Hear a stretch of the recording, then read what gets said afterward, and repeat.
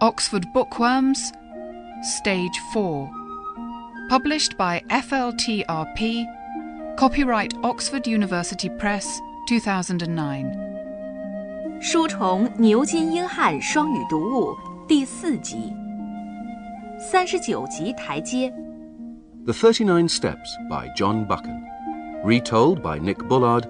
Read by Mark Straker.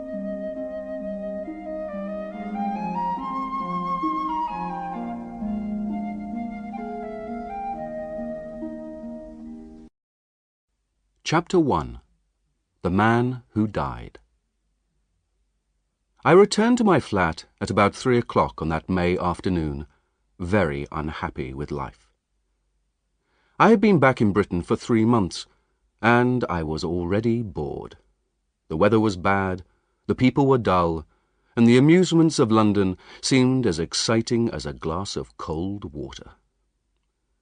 Richard Hannay, I told myself, you have made a mistake, and you had better do something about it.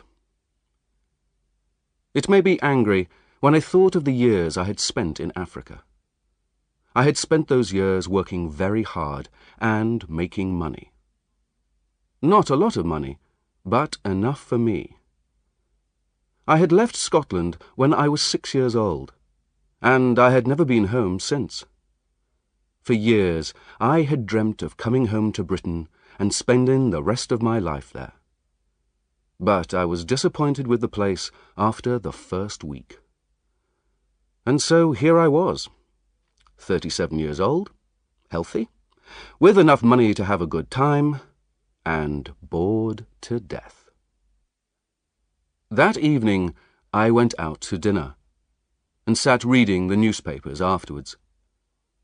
They were full of the troubles in South-East Europe, and there was a long report about Karolides, the Greek Prime Minister.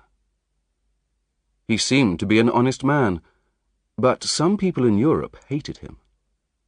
However, many people in Britain liked him, and one newspaper said that he was the only man who could prevent a war starting.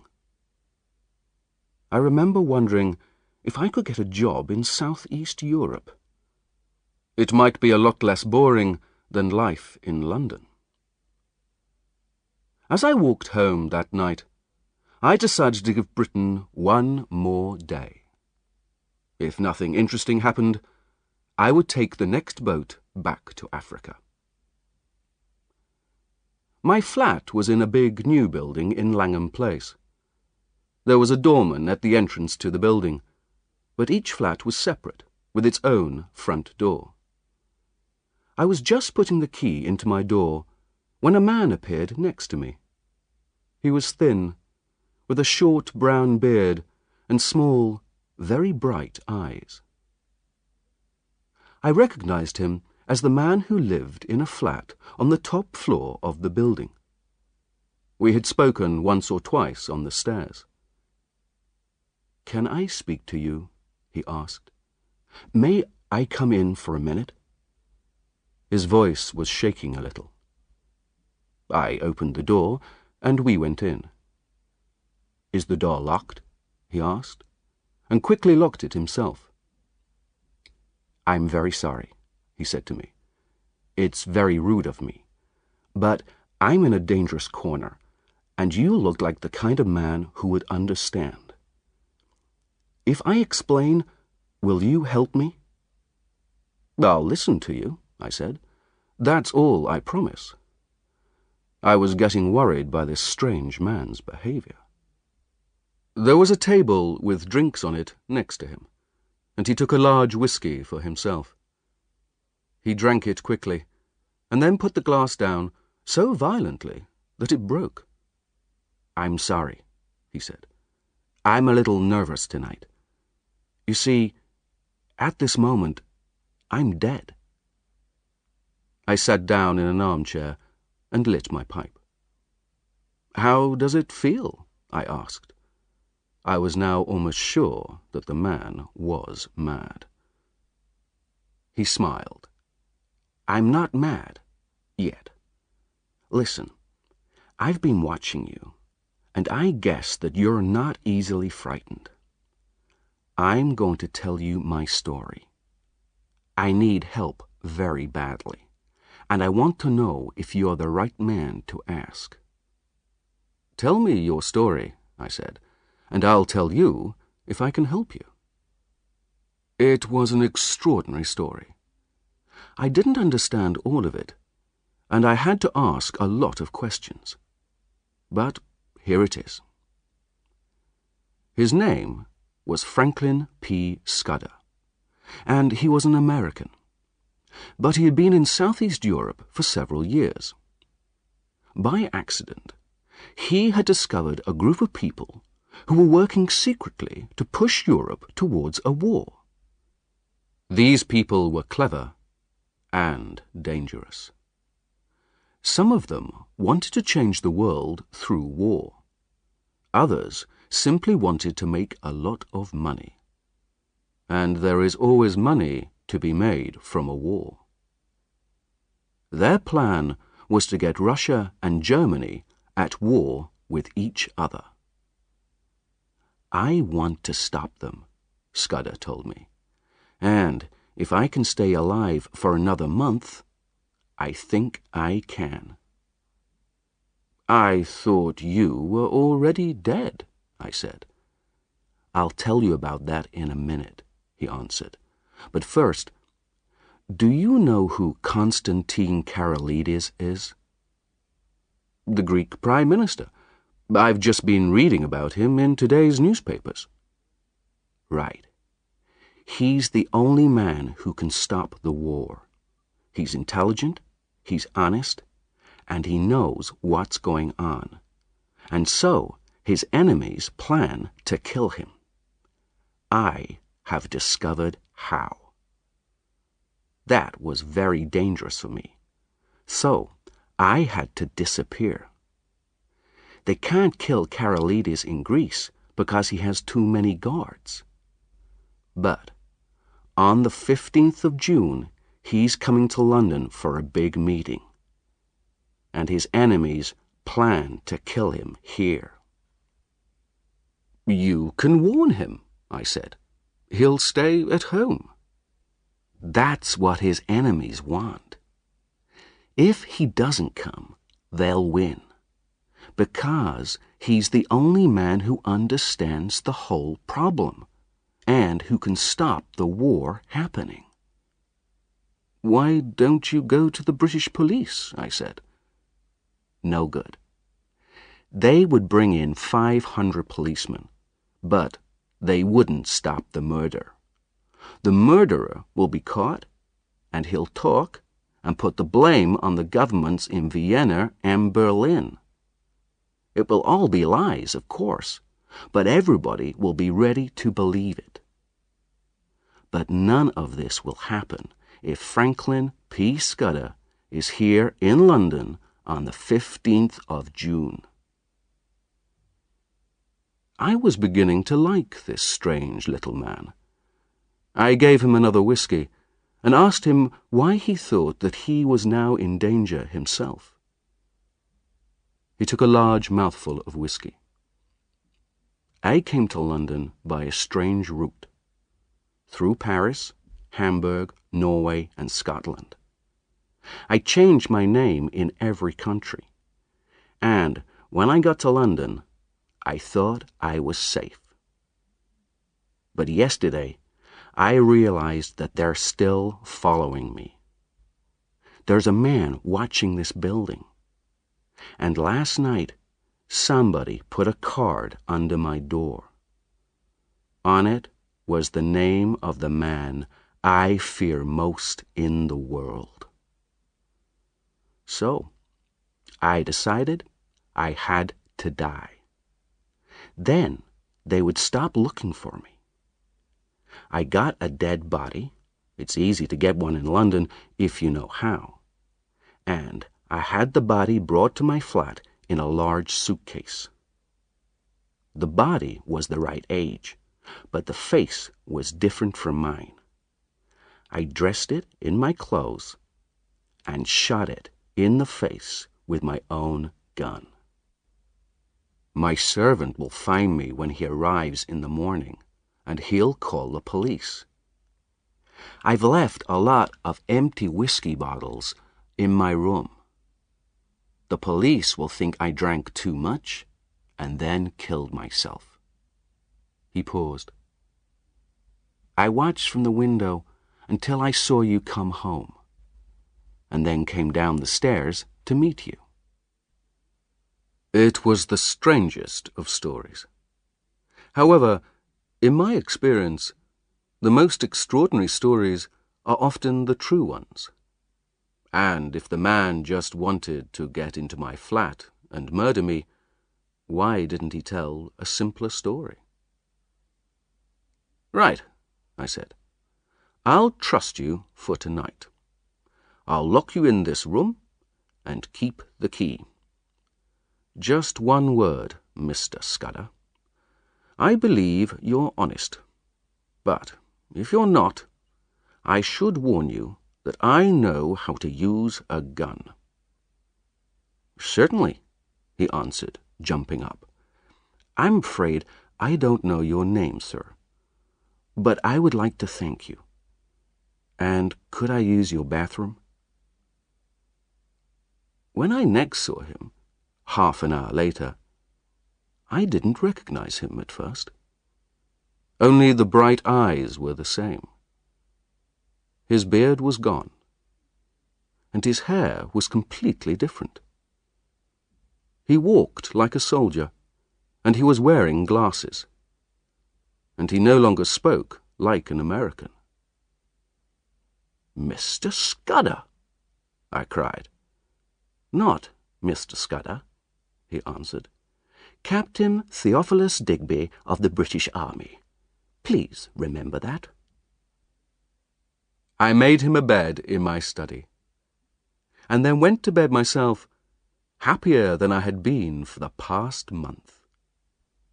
Interesting things did happen sometimes, even in London.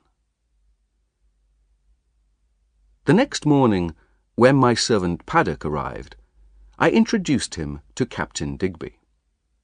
I explained that the captain was an important man in the army, but he had been working too hard and needed rest and quiet. Then I went out, leaving them both in the flat. When I returned at about lunchtime, the doorman told me that the gentleman in flat 15 had killed himself. I went up to the top floor, had a few words with the police, and was able to report to Scudder that his plan had been successful. The police believed that the dead man was Scudder, and that he had killed himself.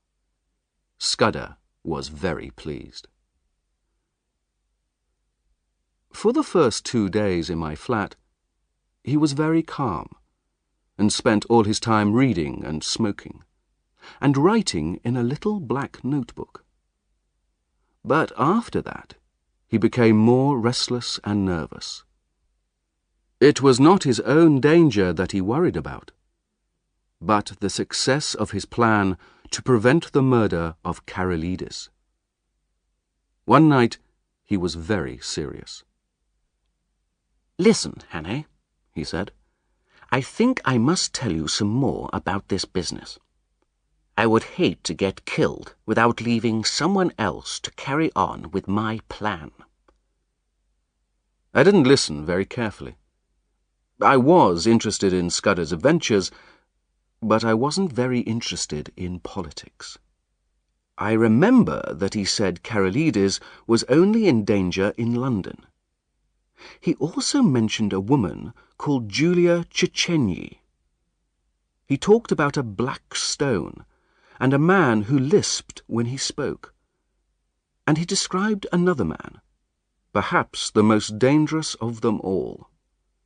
An old man with a young voice who could hood his eyes like a hawk. The next evening I had to go out. I was meeting a man I had known in Africa for dinner. When I returned to the flat, I was surprised to see that the light in the study was out. I wondered if Scudder had gone to bed early. I turned on the light, but there was nobody there. Then I saw something in the corner that made my blood turn cold. Scudder was lying on his back. There was a long knife through his heart, pinning him to the floor.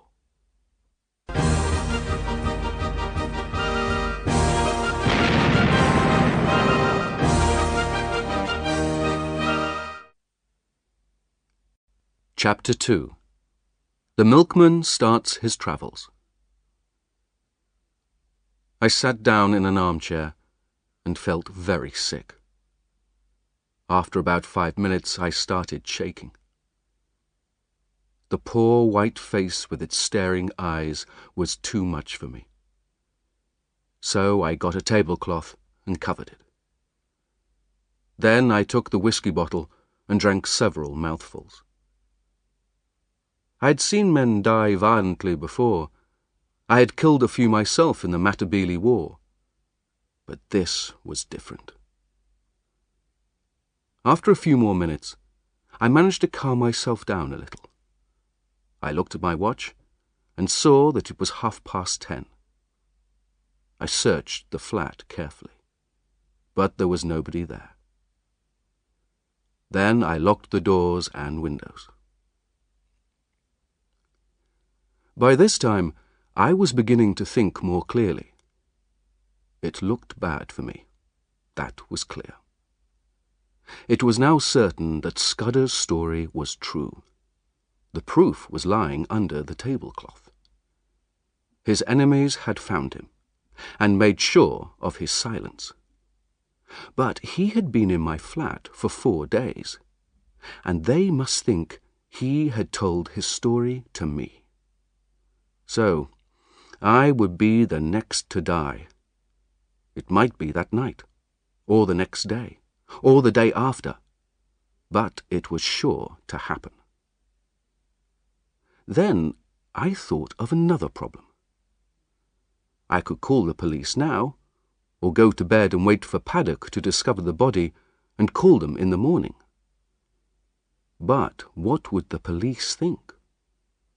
What story would I tell them about Scudder? I had lied to Paddock about him, and my story would be hard to believe.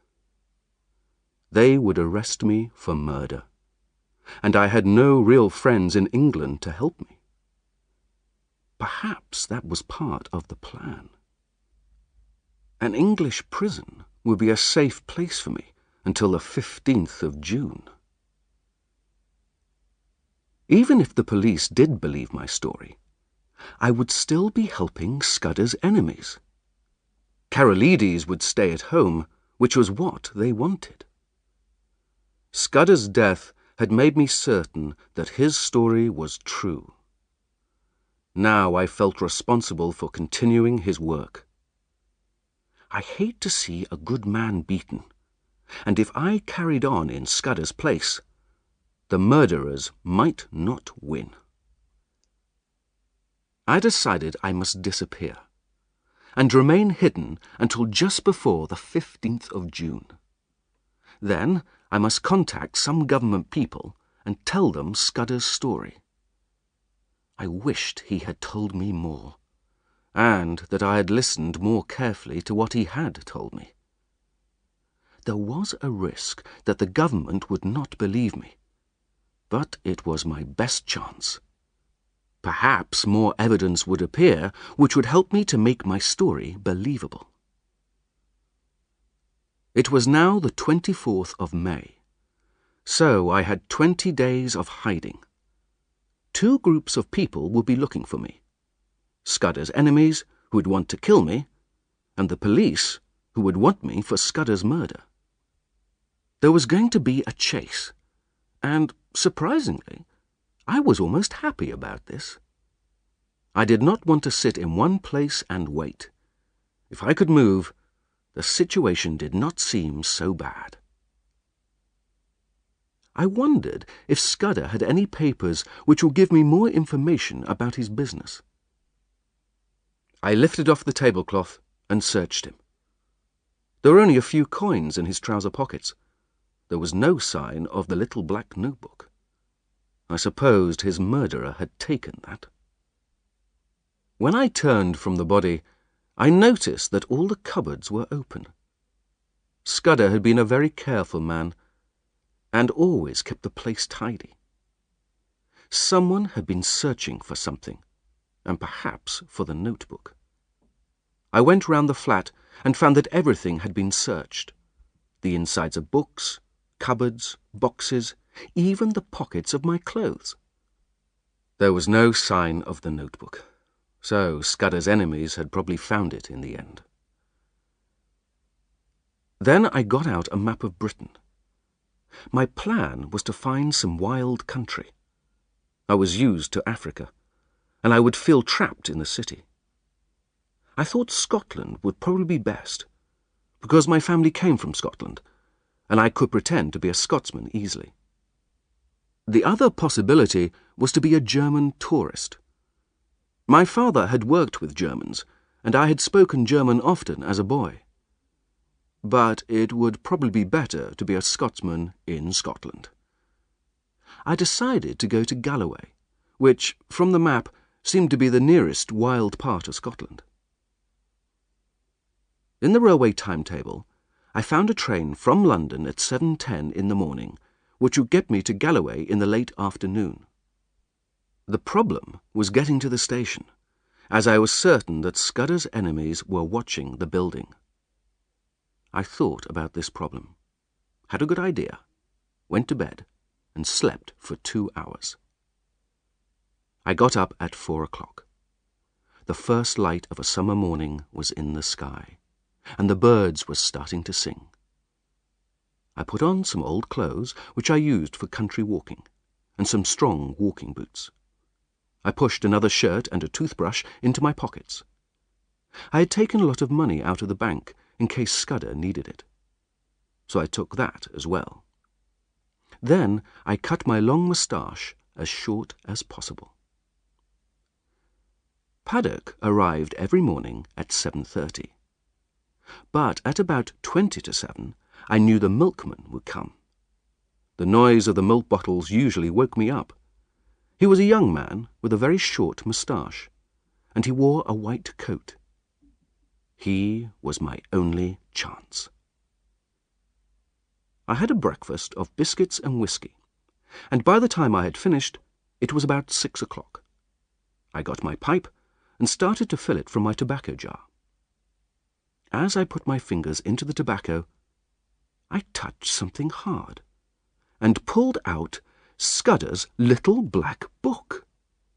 This seemed a good sign. I lifted the cloth and looked at Scudder's peaceful face. "Goodbye, my friend," I said. "I'm going to do my best for you. Wish me good luck."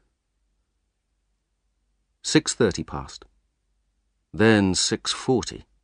But still the milkman did not come. Why, oh why, was this the morning he had to be late? At 14 minutes to 7, I heard him. I opened the door quickly, and he jumped a bit when he saw me. "Come in a moment," I said, and we went back into the hall. "I can see you're a man who likes a bit of fun. Can you help me? Lend me your hat and coat for a minute, and you can have this." He looked at the money in my hand and smiled. "What do you want my clothes for?" he asked. "It's a game," I said. "I haven't time to explain now, but to win, I've got to be a milkman for 10 minutes. You'll be a bit late, but you'll get the money for your time." "All right," he said. "I like a game myself. Here you are." I put on his blue hat and white coat, picked up the empty milk bottles, shut my door and went downstairs, whistling. At first, I thought the street was empty. Then I saw a man walking slowly towards me.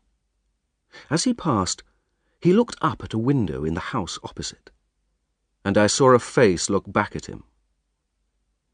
I crossed the street, still whistling, and then turned down a little side street. As I dropped the hat, coat, and milk bottles behind a wall, I heard a church clock. It was 7 o'clock.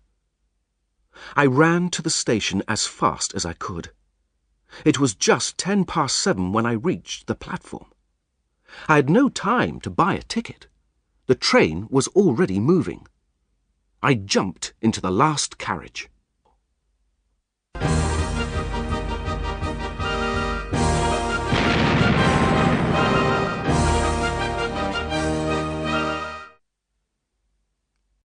Chapter 3.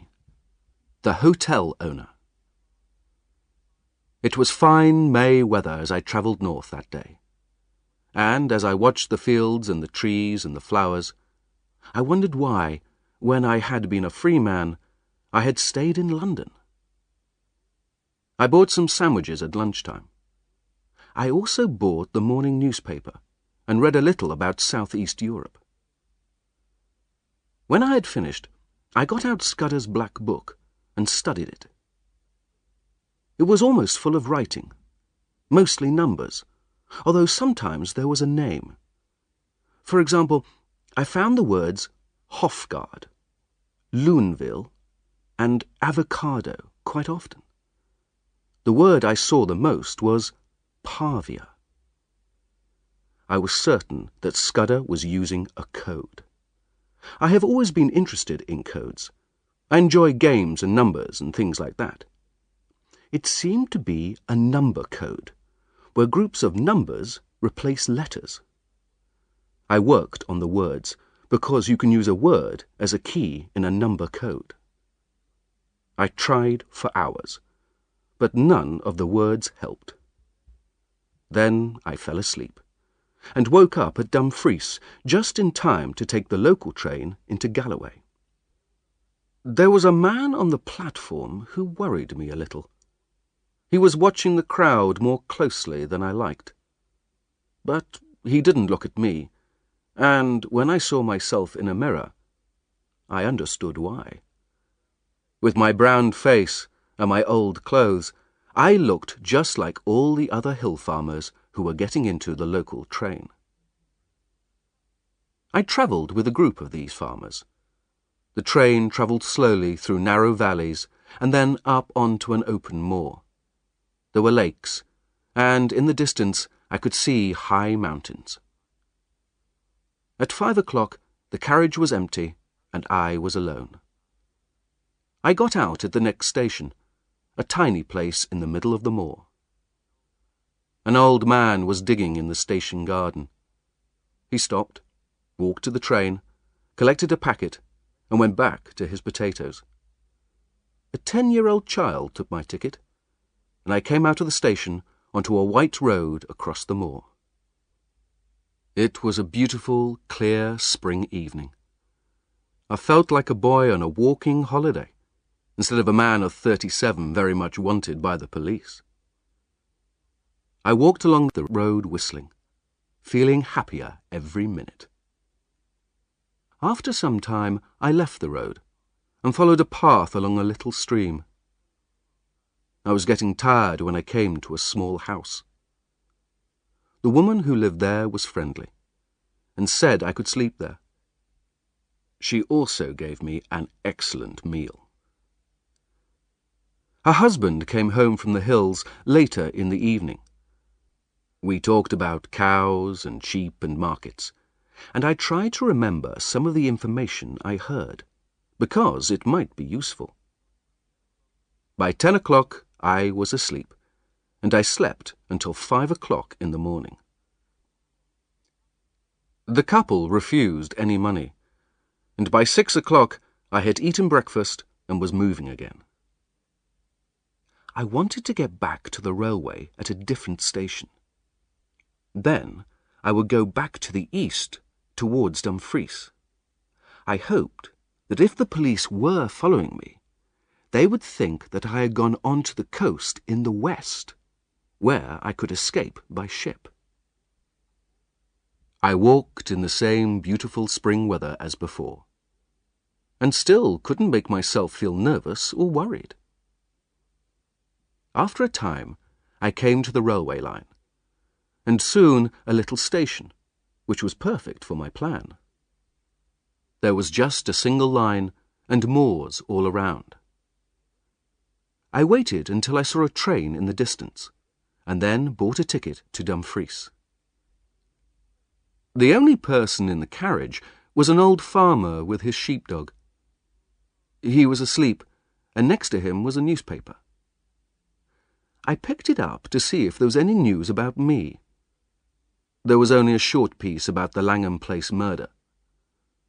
My servant Paddock had called the police, and the milkman had been arrested. The poor man had spent most of the day with the police, but they had let him go in the evening. The police believed that the real murderer had escaped from London on a train to the north. When I had finished reading, I looked out of the window and noticed that we were stopping at the station where I had got out yesterday. 3 men were talking to the man who I had seen digging potatoes. I sat well back from the window and watched carefully. One of the men was taking notes, and I supposed they were from the local police. Then I saw the child who had taken my ticket talking, and the men looked out across the moor along the road I had taken. As we left the station, the farmer woke up, looked at me, and asked where he was. He had clearly drunk too much. "I'm like this because I never drink," he said sadly. "I haven't touched whiskey since last year, not even at Christmas. And now I've got this terrible headache." "What did it?" I asked. "A drink they call brandy.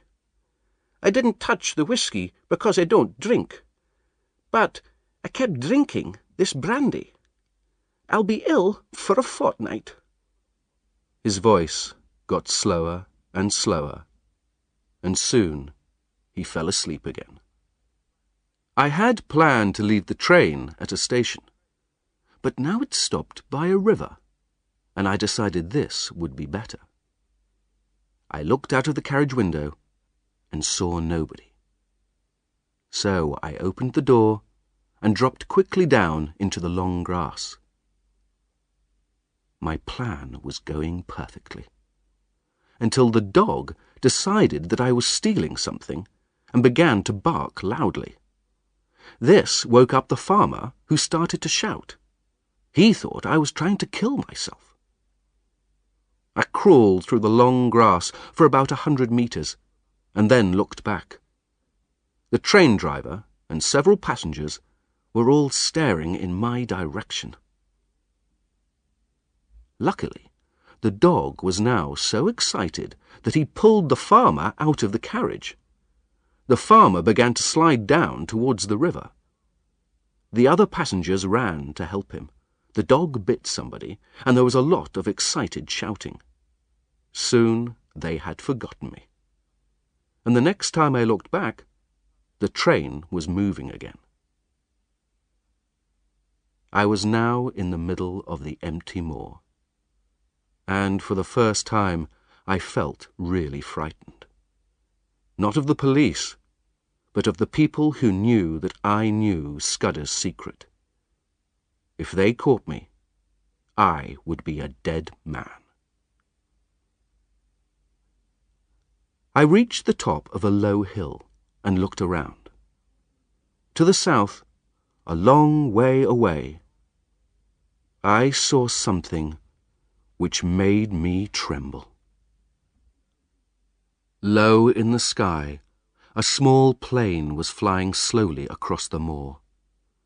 I was certain that it was looking for me, and I was also certain that it was not the police. I hid low in the heather and watched it for an hour or two as it flew in circles. Finally, it disappeared to the south. I did not like this spying from the air, and I began to think that an open moor was perhaps not the best place to hide. I could see distant forests in the east, and decided that would be better country. It was about 6 o'clock in the evening when I left the moor and entered the trees.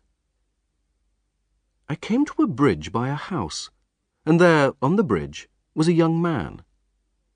He was sitting smoking a pipe, dreamily watching the water and holding a book. He jumped up as he heard my feet on the road, and I saw a friendly young face.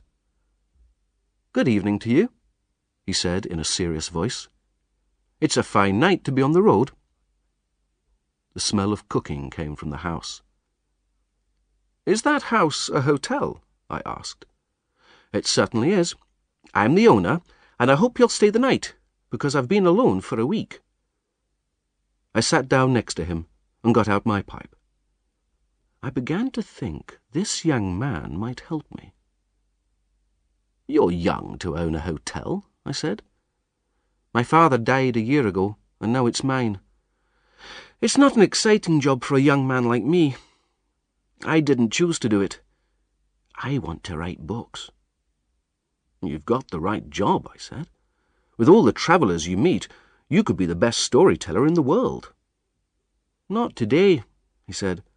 200 years ago, there were exciting people on the road, but today there are only cars full of fat old women and fishermen. You can't make stories out of them. I want to sail up an African river, or live in an Indian village, and write about things like that." The hotel looked peaceful in the evening sun. "I've travelled a bit," I said, "and I'd be happy to live in a peaceful place like this. And perhaps you're sitting next to an adventure now.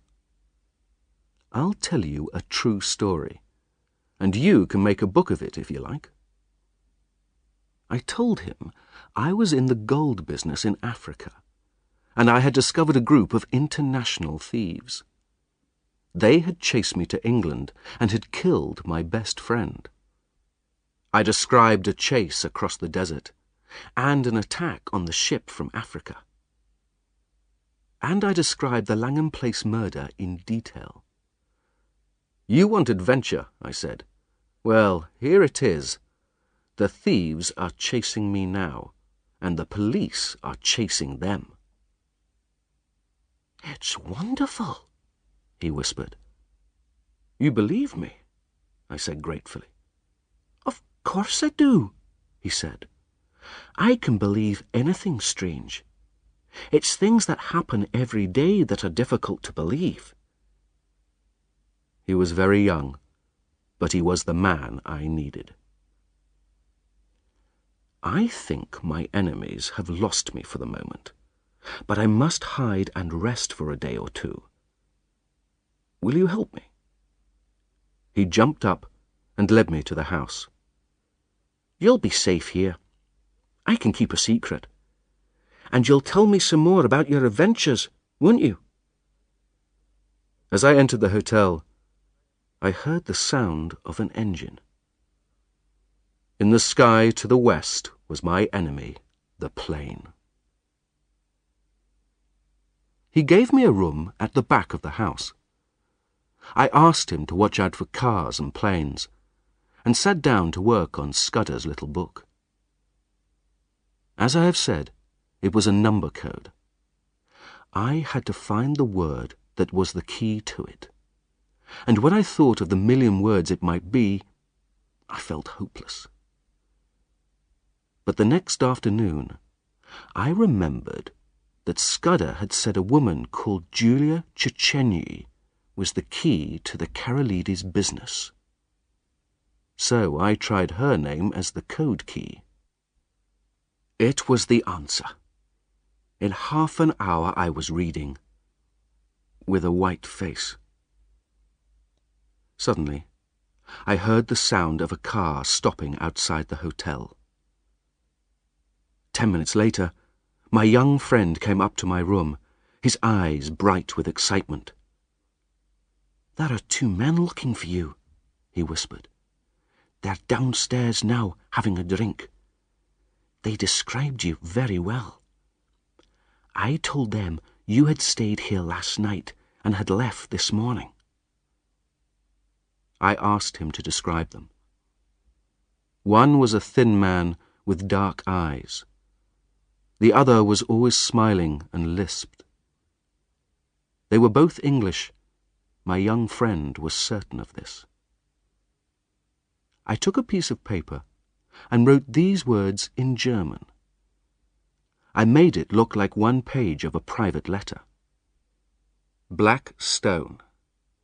Scudder had discovered this, but he could do nothing for a fortnight. I don't think it's any good now, because Karolides is uncertain about his plans. But if Mr. T advises, I will do the best I... Give this to them, and say you found it in my bedroom. Ask them to return it to me if they find me. 3 minutes later, the car began to move. From behind the curtain, I saw 2 men in it. One thin, one fatter. The young man came back. He was very excited. That paper woke them up, he said happily. The thin man went white, and the fat one whistled. Then they left as quickly as they could. Now I'll tell you what I want you to do, I said. Go to the police station and describe the 2 men to them. Say you think they may have something to do with the London murder. I'm sure those 2 men will be back here tomorrow morning for more information about me. Tell the police to be here early. At about 8 o'clock the next morning, I watched 3 policemen arrive. They hid their car and came into the hotel. 20 minutes later, another car came towards the hotel, but stopped in some trees about 200 meters away. The 2 men inside walked up to the hotel. I had planned to hide in my bedroom and see what happened. But now I had a better idea. I wrote a note to thank the young man for his help, opened my window, and dropped out. Watching the hotel carefully, I walked back towards the car in the trees, jumped in, and drove away.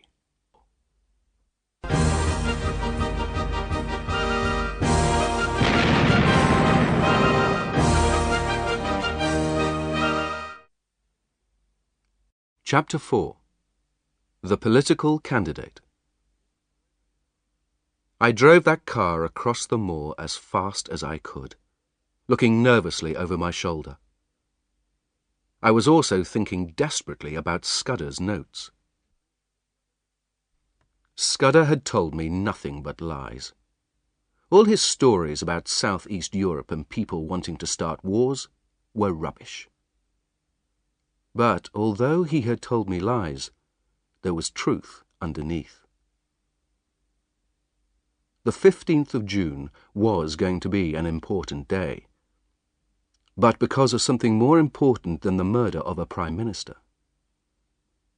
The story in his book was not complete, and there were some things I didn't understand. For example, the words 39 steps, which appeared 5 or 6 times.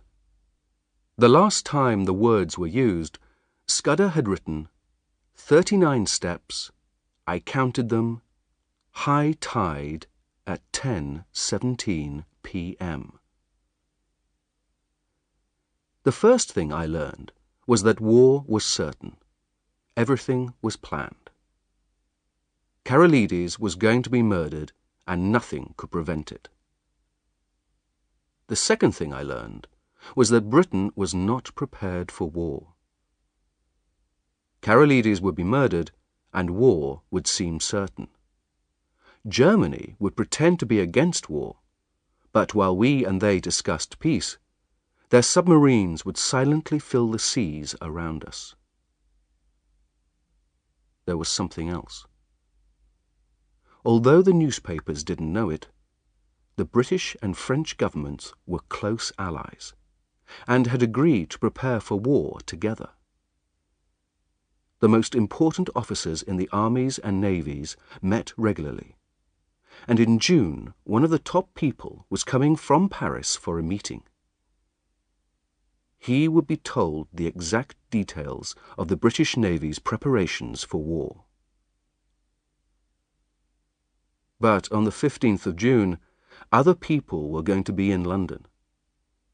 Scudder didn't give names, but called them just the Black Stone.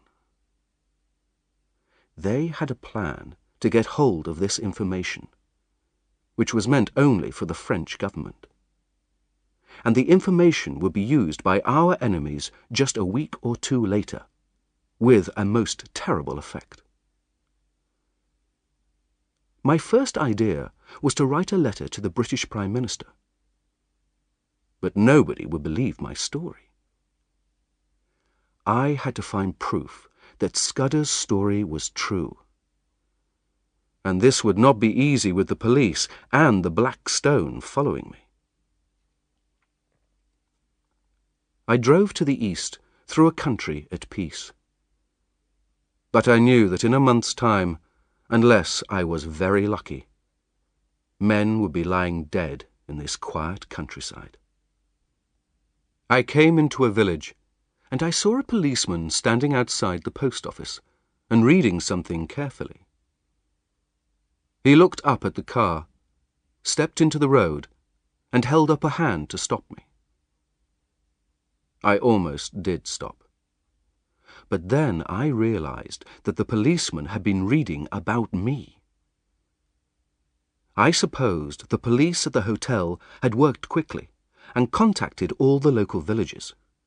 I drove faster. The policeman jumped out of my way, and I was soon out of the village. I left the main road as soon as possible and tried a smaller one. It was not easy without a map, and I realized that I had been stupid to steal the car. It would help the police and the Black Stone to find me in any corner of Scotland. If I left it and went off on foot, they would find me in an hour or two. I took a road that went along a narrow valley, and then up onto the moor again. I was very hungry. I had eaten nothing since morning. And now, as I drove, I heard a noise in the sky, and there was the plane. On the moor, it would see me in a minute. I drove as fast as I could down into another valley and towards a wood. Suddenly, a car appeared in front of me from a side road. There was no time to stop. I did the only thing possible and drove off the road into a hedge, hoping to hit something soft beyond. But I was out of luck. The car went through the hedge like a knife through butter, and immediately began to fall. I jumped out and was caught by the branch of a tree, while the car disappeared into a river 15 meters below. A hand helped me out of the tree, and a frightened voice asked me if I was badly hurt. The speaker was a young man who was very alarmed and very sorry. I was more pleased than angry. It was a good way for the car to disappear. "It's my fault," I told him. "That's the end of my holiday, but that's better than the end of my life." He looked at his watch. "I'm in a hurry, but my house is very near. Let me give you some food and a bed. But what about your luggage? Is it in the river?" "It's in my pocket," I said. "I'm from Australia, so I never carry much luggage." "From Australia?" he cried. "You're just the man I need." We got into his car, and in 3 minutes we were at his very comfortable house. He found some food for me. "You've only got 5 minutes, I'm afraid. But you can eat properly afterwards. We've got to be at the meeting at 8 o'clock. You see, I'm a candidate for the election, and I've got a problem tonight. I had arranged for Crumpleton, who was the Australian Prime Minister, to speak at the meeting tonight. But he's ill. I've got to speak for 40 minutes, and I don't know what to say. Listen, Mr. You haven't told me your name. Twisden, you say. Well, Mr. Twisden, can you talk about Australia for a few minutes? It seemed strange to ask a man you had met in a car crash to speak at an election meeting, but I needed his help. All right, I said. I'm not a good speaker, but I'll speak for a bit. He was delighted. We got in his car, and on the way to the meeting, he told me about his life. His name was Sir Harry Andrews, and his uncle was in the government and had suggested politics as a job. He knew nothing about politics, but he was a friendly young man, and I was glad to help him. When we arrived at the meeting, there were about 500 people waiting. I was introduced as a trusted Australian leader, and then Sir Harry started to speak. It was mostly about preparing for war. He said the Germans didn't want a war, and that if we stopped building new warships, the Germans would do the same. I thought about Scudder's black book in my pocket. But behind all the rubbish, I could see that Sir Harry was a nice man. And he spoke very badly. I knew I wasn't a good speaker, but I would be better than him. I simply told them everything I knew about Australia. I said that Britain and Australia must work together and be friends. I think I was rather a success. When we were back in his car again, Sir Harry was delighted. You spoke wonderfully, Twisden, he said. Now you must stay for a few days. There's excellent fishing here. We had a good supper, which I needed, and sat in front of a fire in his sitting room. I thought the time had come for me to tell the truth and see if this man could help me. Listen, Sir Harry, I've got something very important to say to you. You're an honest man, and I'm going to be honest too. Everything you said tonight was dangerous rubbish. Was it? I wasn't sure myself. Do you think Germany is going to start a war with us? In 6 weeks' time, you won't need to ask me that. Listen, and I'll tell you a story. I sat in front of the fire in that peaceful room and told him everything. He heard about Scudder, his notebook, the milkman, and my travels in Scotland. It was the first time I had told the truth, all of it, to anyone, and I felt better. So you see, I said finally, I'm the man the police want for the Langham Place murder. You should call them at once. He looked at me carefully. I know you're not a murderer, Hanny, and I believe you're speaking the truth. I'll help you.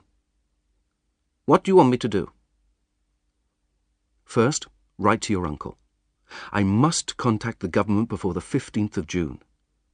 He pulled his moustache. That won't help you.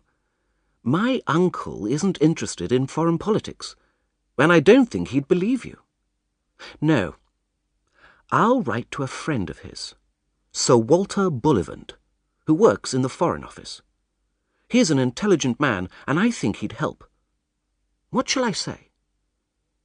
So he wrote a letter to Sir Walter, saying that if a man named Twisden came to him, he should help him. Twisden would say the words Black Stone, and would whistle the song Annie Laurie to prove who he was. He told me where Sir Walter lived, and asked me what more he could do. Can you lend me some old clothes and give me a map? And, if the police come, show them the car in the river. I then slept for 3 or 4 hours, until Sir Harry woke me at 2 o'clock. He gave me an old bicycle for the first part of the journey.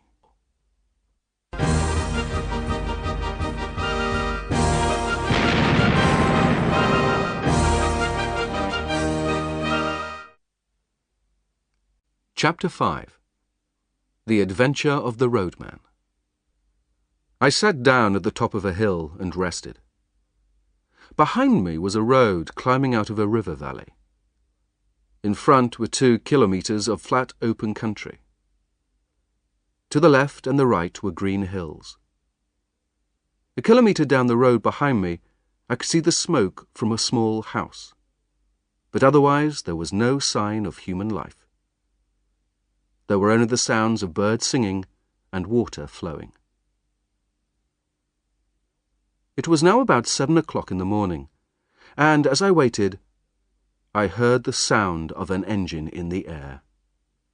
I realized that I was in a bad position, because I had nowhere to hide. I sat hopelessly as the aeroplane came nearer. It was high at first, but then it came down very low. I could see one of the 2 men looking at me very carefully. Then, suddenly, it went up and disappeared. I had to think quickly. My enemies had found me, so now, I supposed, they would put a circle of men around the hills. They had probably seen my bicycle, so they would expect me to try and escape by road. I found a small lake about 100 metres from the road and threw the bicycle in. Then I climbed to a higher bit of ground and looked around. There was nowhere to hide. The moor was open, but to me it was like a prison. I started to walk to the north, and as I walked, I saw a car about 15 kilometres away on the road. And, in the valley below me, I could see a line of men walking slowly upwards. The north was no good. I turned and began to run southwards. I ran hard, watching the skyline in front of me, and soon I thought I could see distant figures on the hill. I turned again and ran down to the road.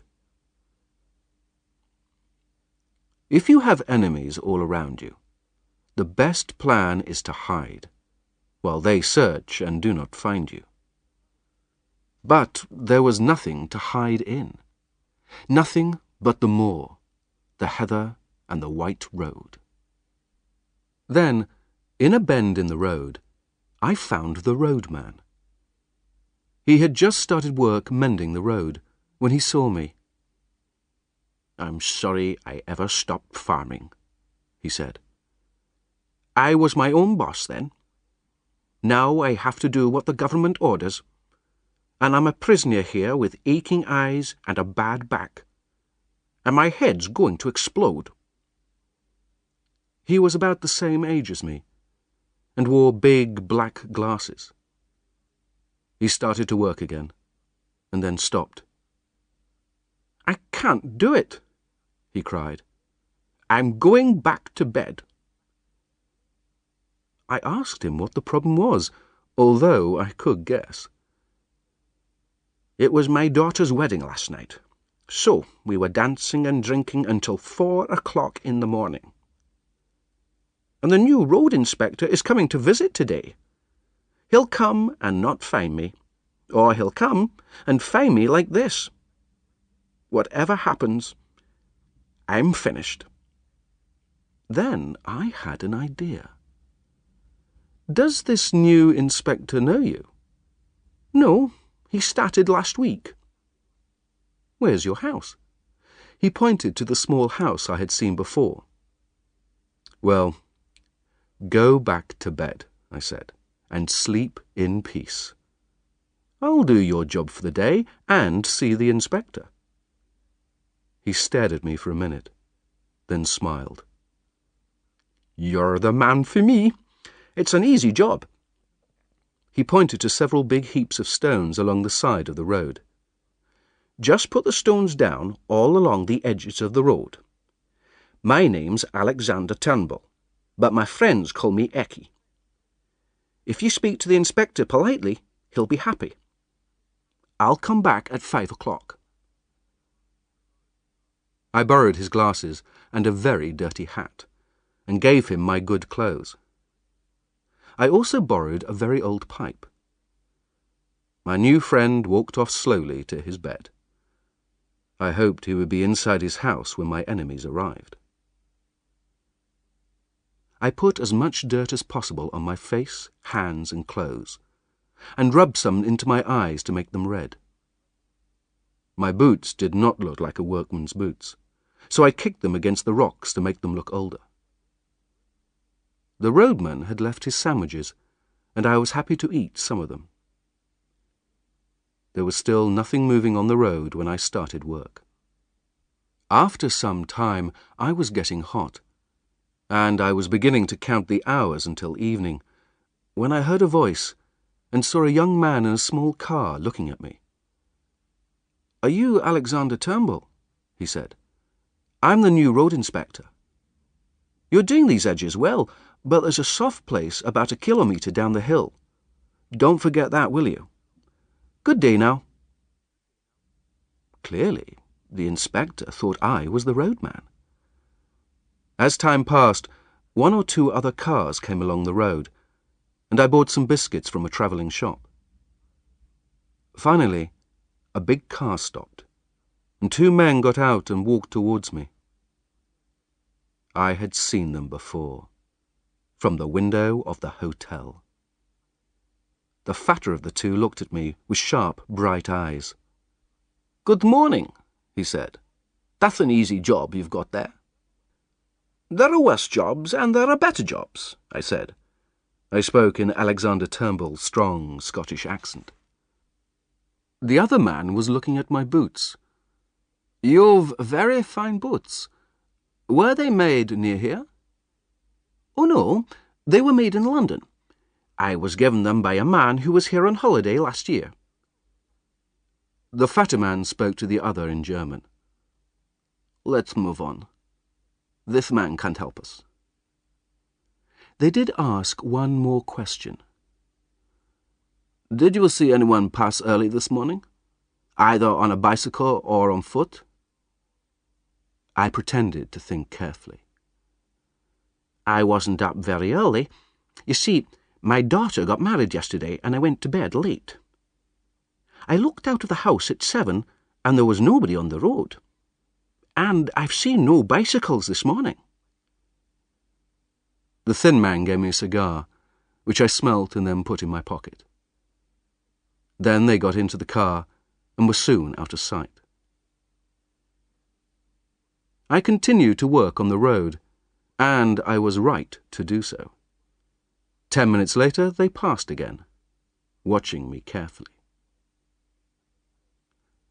I hoped Mr. Turnbull would stay in bed, and I began to wonder what to do next. I couldn't mend roads forever. Just before 5 o'clock, an open touring car came up the road and stopped a few metres from me. The driver wanted to light a cigarette, and, by an extraordinary chance, I knew him. His name was Marmaduke Jopley, and he was a man I disliked very much. He was only interested in people with money and in visiting people who lived in beautiful houses in the country. I ran up to the car and took his arm. "Hello, Jopley." His mouth opened wide as he looked at me. "Who are you?" "My name's Hannay," I said. "You remember me."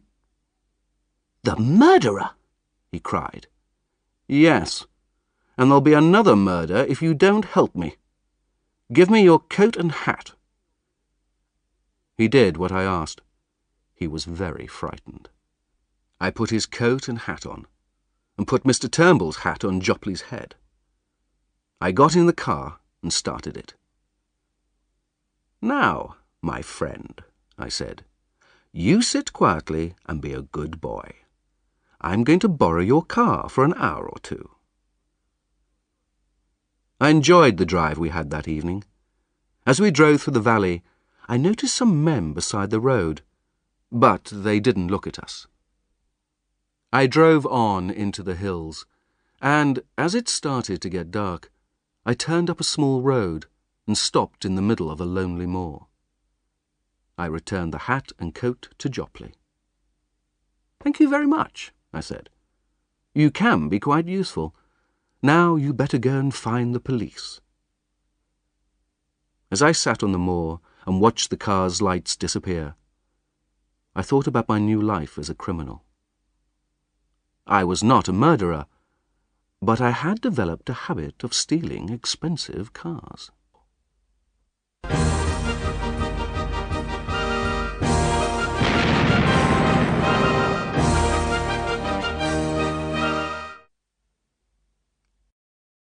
Chapter 6. The Bald Writer. I spent the night in the hills, in some thick heather behind a rock. I had no coat, and I was very cold. My coat, Scudder's notebook, my watch, and even my pipe and tobacco were with Mr. Turnbull. All I had was some biscuits. I had half the biscuits for supper, and tried to keep warm in the heather. I was feeling quite pleased. So far, I had been very lucky. The milkman, the man at the hotel, Sir Harry, the roadman, and even Marmaduke had all helped me, and I felt that with help like this, I might win. My main problem now was that I was very hungry. I fell asleep imagining the most beautiful meals. I woke up very cold in the early morning. I looked down the hill, and in a second I was putting my boots on as fast as I could. There were men only a few 100 meters below me, walking up and searching the heather step by step. Keeping low in the heather, I moved up the hill. At the top, I stood up and showed myself. I heard men shouting, and then I pretended to disappear over the top of the hill. But in fact, I got down in the heather and crawled back down into the valley. After 20 minutes, I looked back and saw the men disappearing over the top of the hill. I didn't know where I was, but I knew I must keep moving.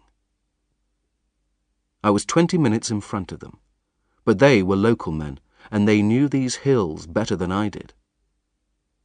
Soon they were close behind me, and I was running as fast as I could. After a time, I saw to my left some trees and the chimneys of a farmhouse. I ran down towards them and found myself in a garden.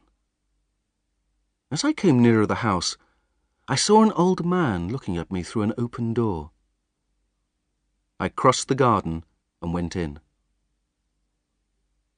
I was in a pleasant room with books everywhere. At a desk in the middle sat an old man with a kind face. He had glasses on the end of his nose, and the top of his bald head shone like glass. He didn't move, but looked up and waited for me to speak. I was so surprised by his calmness that for a minute I just stared at him.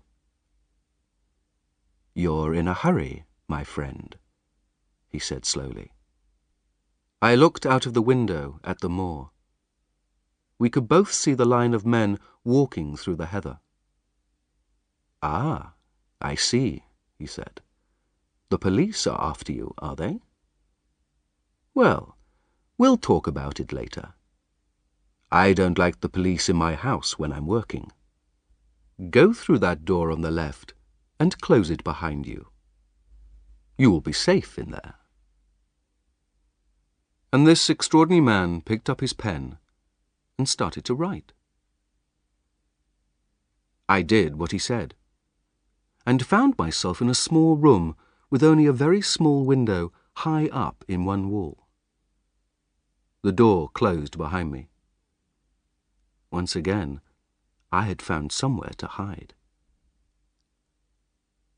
But I didn't feel comfortable. There was something strange about the old man. I had suddenly appeared in his house, but he didn't seem surprised. And his eyes were frighteningly intelligent. I waited, and tried to forget that I was very hungry. I thought about breakfast, and suddenly the door opened, and there was the old man again. I told the police you had gone over the hill. This is a lucky morning for you, Mr. Richard Hannay, he said, smiling.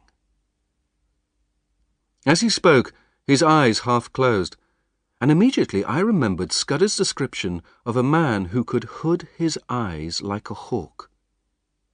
I saw that I had walked into the hands of my enemies. My first thought was to knock him down and run, but 2 men came through the door. They were carrying guns. The old man knew my name, but he had never seen me before. I took a chance. "I don't know what you mean," I said roughly. "And who are you calling Hannay? My name's Ainsley." "Of course, you have many names," he said, still smiling. "We won't argue about a name." I looked at him angrily. "I suppose you're going to call the police back. I wish I'd never seen that car. Here's the money." I put £4 on the table. "I won't call the police," he said. "This is a private problem between you and me." "Oh, stop it," I cried. "I've had no luck since I left my ship in Edinburgh. I found a crash car and took a little money out of it, and I've had the police after me for 2 days. You do what you like. Ned Ainsley's finished." I could hear doubt in his voice when he next spoke. "Would you be kind enough to tell me what you've been doing for the last few days?" "I can't. I haven't eaten for 2 days. Give me something to eat and I'll tell you the truth." I put on my best begging voice. Some food was brought to me, and while I was eating, he said something to me in German. I stared at him stupidly. Then I told him my story. I was a sailor, and I had left my ship in Edinburgh to travel across Scotland to see my brother. I had found a car in a river and taken some money from it. But the police were now chasing me. "They can have their money back," I cried. "It's only brought me trouble." "You're good at lying, Hannay," he said. I started to get very angry. "My name's Ainsley, and I don't know anybody called Hannay. I'd rather have the police than you and your guns and your Hannays. No, I'm sorry, sir. I'm grateful for the food, but I'd like to go now." I could see that he was not sure. He had never seen me, and I suppose I did not look like my photograph. "I won't let you go. If you are Mr. Ainsley, then you'll soon be able to prove it. If you're not, then I have a surprise for you."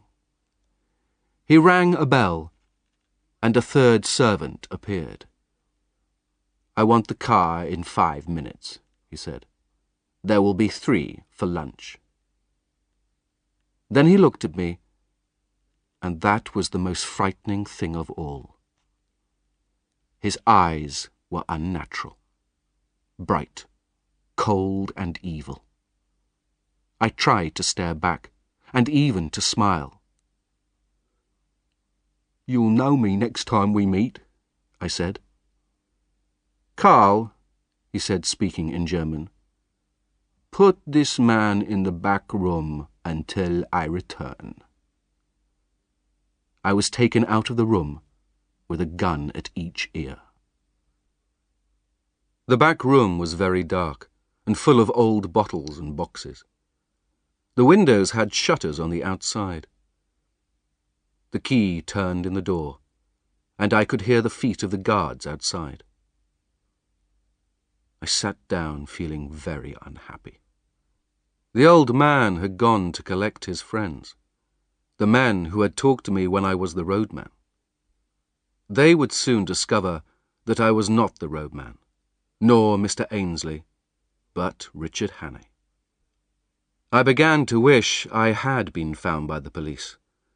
I would feel safer with them than with this man and his two friends. They were coming for lunch, so I had only 2 hours. I tried the windows, but they would not move. I felt the boxes and bottles, and then found a door in the wall. It was a cupboard door, and it was locked. I had nothing else to do, so I pulled on it until it opened. There were a lot of things inside. On one shelf there were some matches, and I used them to look more closely. At the back of one shelf was a strong wooden box. I broke it open and found, to my surprise, some fuses and several small square packets of explosive. I knew that with these I could blow the house up. The problem was that I didn't know how much to use. If I used too much, I would blow myself up. But if I didn't use them at all, I would be dead in 3 hours. I put one of the squares of explosive near the door, and put a fuse from there to the other side of the room. I lit the fuse and hid behind some boxes. There was silence for 5 seconds. The wall exploded into a bright yellow light. Something fell on my left arm, and I became unconscious. I was unconscious for only a few seconds. Then I stood up, trying not to breathe the yellow smoke. The window had been blown out, and I climbed out into the garden. Across the garden there were some buildings, and one was an old tower. I felt too ill to go very far, and that seemed the best hiding place. The climb up the outside of that tower was the most difficult thing I ever did. My head felt terrible, and the smoke had made me very sick. But in the end I managed it, and lay down at the top. Then I became unconscious again. When I woke up, my head was burning, and the sun was shining into my face. I lay for a long time without moving. I could hear men talking.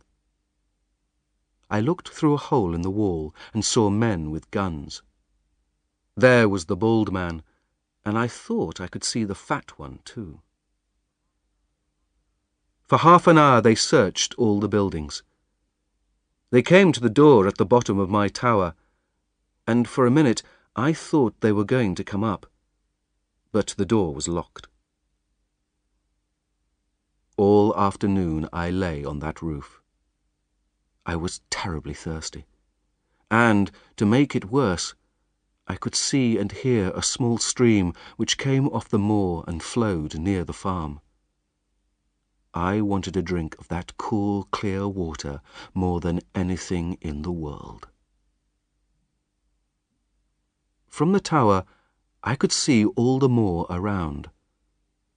I saw 2 men go off in a car, and another man on a horse, and I imagined they were looking for me.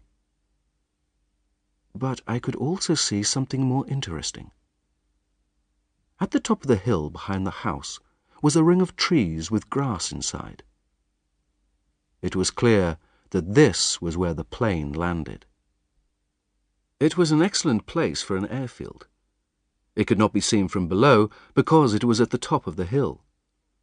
From the valley, the hill seemed covered with trees, and anyone watching the plane coming in to land would think it was just flying over the hill.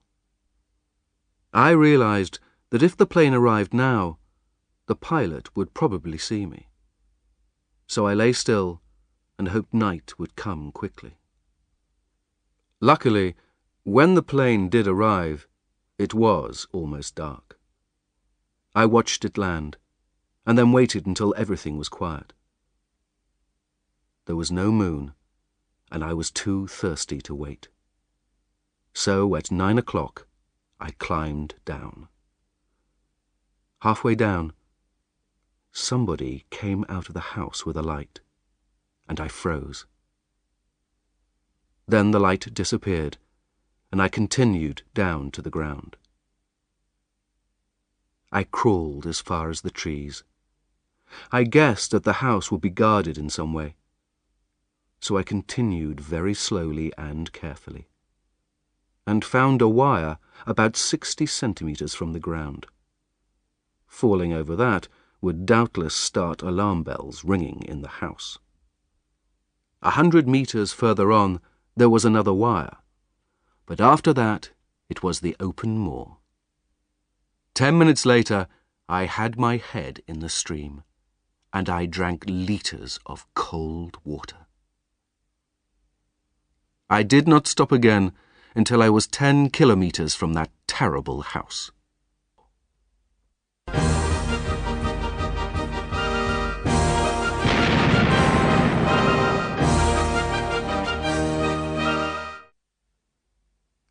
Chapter 7. The Fisherman. I sat on a hilltop and thought about my next move. I wasn't very happy, because although I had escaped, I was feeling very ill. The smoke had been very unpleasant, and the day on the roof had made things worse. I had a terrible headache, and my arm hurt so badly that I could not move it. I decided to go back to Mr. Turnbull's house and find my clothes and Scudder's notebook. Then I would take a train to the south. The sooner I met Sir Harry's friend in the government, Sir Walter Bullivant, the better. I hoped he would believe my story, but even if he did not, I would be safer with him, or even the British police, than with those men at the farmhouse. It was a clear, starry night, and easy to find my way across the hills.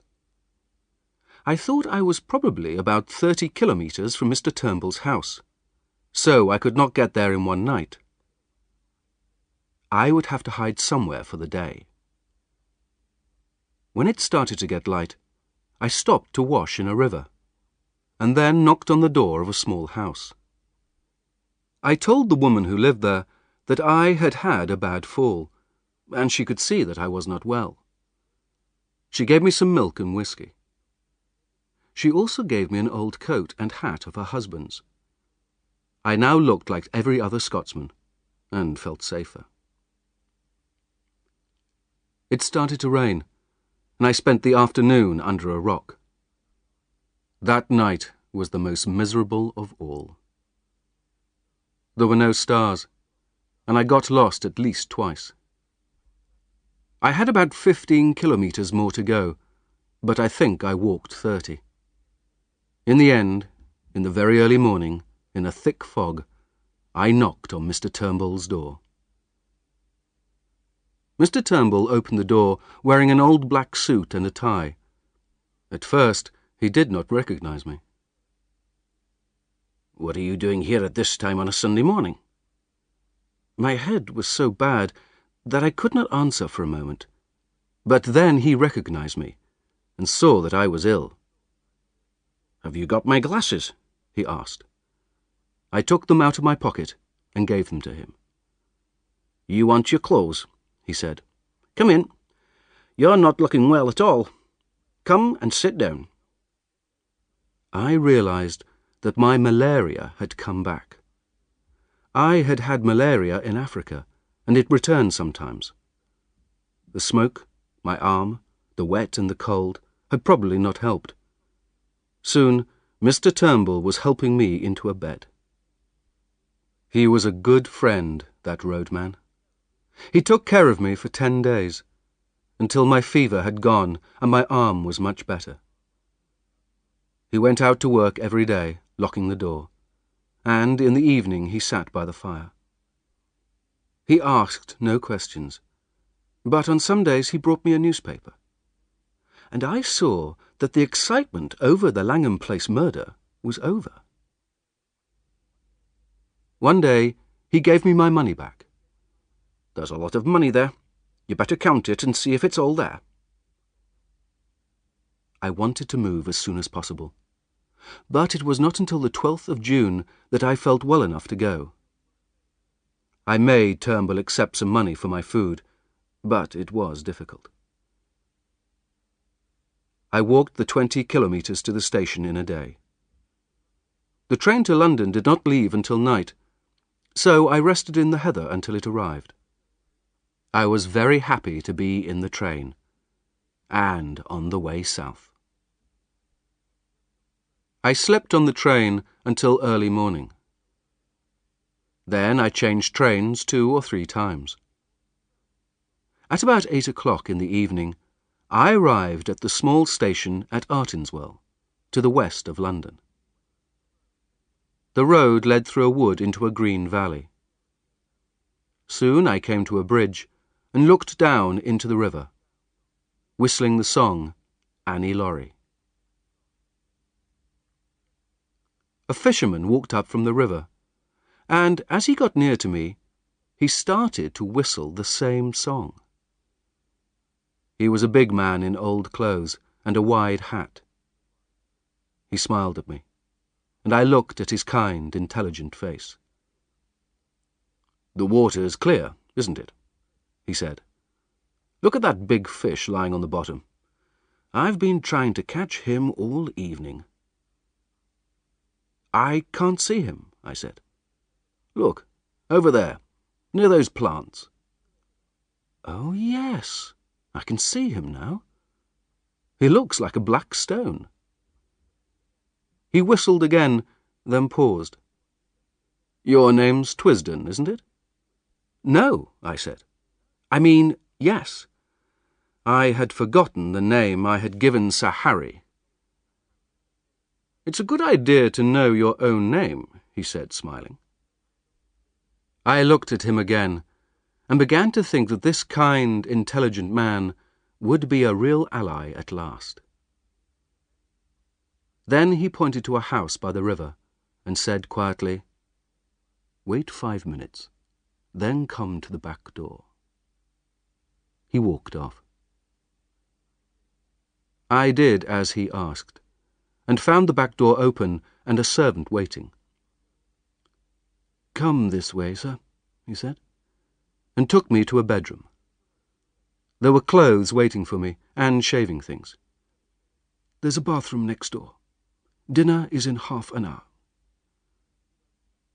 The servant left, and I sat down. I was very surprised, but also delighted. Sir Walter clearly believed that I was not a murderer, although, when I looked at myself in the mirror, I thought I looked very much like one. I had a bath and shaved, and put on the clothes. When I had finished, I looked in the mirror again. This time, I saw a completely different young man. Sir Walter was waiting for me in the dining room. I decided I must tell him the truth about myself immediately. "I must thank you very much, but I must make something clear," I said. "I'm not a murderer, but the police want me. If you'd like me to leave, I'll leave now." He smiled. "That's all right. We won't let it stop us eating. Let's talk after dinner." The food and wine were excellent. After dinner we went to the sitting room for coffee, and he looked at me. "I've done what Harry asked me to do," he said. "He told me you'd tell me a story to wake me up if I did. So, what is your story, Mr. Hannay?" I noticed that he was using my real name. I told him the whole story, from the night I came home and found Scudder at my door. I told him what Scudder had told me about Karolides, and saw him smile once or twice. Then I told him about the murder, and the milkman, and Scotland, and Scudder's notebook. "You've got it here?" he asked, and looked pleased when I took it from my pocket. I said nothing about what I had read in Scudder's notes. Then I told him about my meeting with Sir Harry, and he laughed. My day as a roadman interested him. He made me describe the two men in the car, and seemed to be thinking hard. Then he laughed again at my adventure with Marmaduke Jopley. When I described the old man in the farmhouse, he stopped smiling. Old, bald, and hoods his eyes like a hawk. I don't like the sound of him. And you blew up his house. You're a brave man. I reached the end of my story. He stood up by the fire and looked down at me. "You don't need to worry about the police," he said. "They don't want you anymore." "Have they arrested the murderer?" "No, but they know it's not you." "How?" "Because I heard from Scudder. I knew him a bit. He was a strange man, but he was honest. I had a letter from him on the 31st of May. But he'd been dead for a week by then. The letter was written and posted on the 23rd. His letters usually went to Spain and then Newcastle, so they took a week to arrive. What did he say? That he was in danger. He said he was living in Langham Place and that he was with a good friend. I think he wanted to help you in case he was murdered. When I got the letter, I went to Scotland Yard and talked to the police. You can imagine that I felt 10 times better. I was a free man, and my only enemies were my country's enemies. "Now, let's see this notebook," said Sir Walter. It took us an hour to work through it. I explained the code, and he understood very quickly. When we had finished, he sat silent for a while. "I don't understand all of this," he said at last. "He's right about one thing, and that is the meeting on the 15th. How can anyone have discovered about that? But all this about war and the Black Stone, it's very strange. Scudder did like to make things seem important and exciting." "The Black Stone," he repeated. "It's like a cheap detective story. And all this about Karolides can't be true. Karolides will be alive when we're both dead. No, Scudder's wrong there. There are some unpleasant things going on. Scudder found something out and got killed for it. But all this about stealing the Navy's war plans, I can't really believe it." Just then, the servant came into the room. "There's a telephone call from London for you, sir." Sir Walter went out. He came back 5 minutes later with a white face. "I apologized to Scudder," he whispered, and then looked at me. "Karolides was shot dead at 7 o'clock this evening."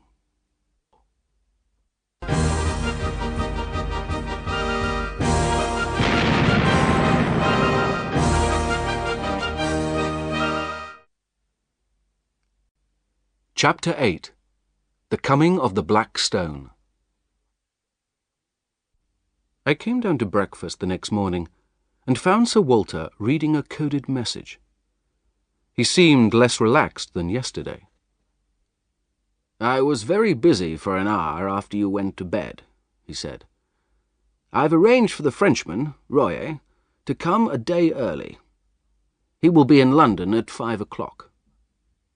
I don't think the change of day will help very much. If our enemies already knew he was coming, they will probably find out that the plans have changed. I would love to know how the news of his visit escaped. While I ate, he continued to talk. I was surprised that he was telling me all these important secrets. "Can't the Navy's war plans be changed?" I asked. "They could," he said, "but we want to avoid that. It would be very difficult, and some changes would be impossible. But the big problem is that they are not going to steal the plans in the street. They'll try to get the details without anybody knowing, and Royer will return to Paris thinking that everything is still secret." "Then we must stay at Royer's side until he's home again," I said. "Royer will meet us after dinner at my house in London. There'll be Whittaker from the Navy, myself, Sir Arthur Drew, and General Winstanley. The First Sea Lord, the head of the Navy, has been ill and may not be able to come. Whittaker will give Royer the important papers, and then Royer will be driven to Portsmouth, where a Navy ship will take him to France. He will be watched until he is back there. Whittaker will be watched while he has the papers before he meets Royer. It's the best we can do, and I don't see what can go wrong. But I'm very nervous because of the murder of Karolides." After breakfast, he asked me to be his driver for the day. "You know what these people are like, and I don't want to take risks." In London, we went first to Scotland Yard, where we met an important-looking policeman. "I've brought you the Langham Place murderer," said Sir Walter. The policeman smiled. "I wish you had. I imagine you are Mr. Hannay. We were very interested in you for a few days." "Mr. Hannay will interest you again, MacGillivray, but his story must wait 24 hours. But I would like you to tell Mr. Hannay that you don't want to arrest him any more." "Of course we don't." The policeman turned to me. "Your flat and your servant are waiting for you, although you may not want to return there." As Sir Walter and I left, he said I was free for the rest of the day.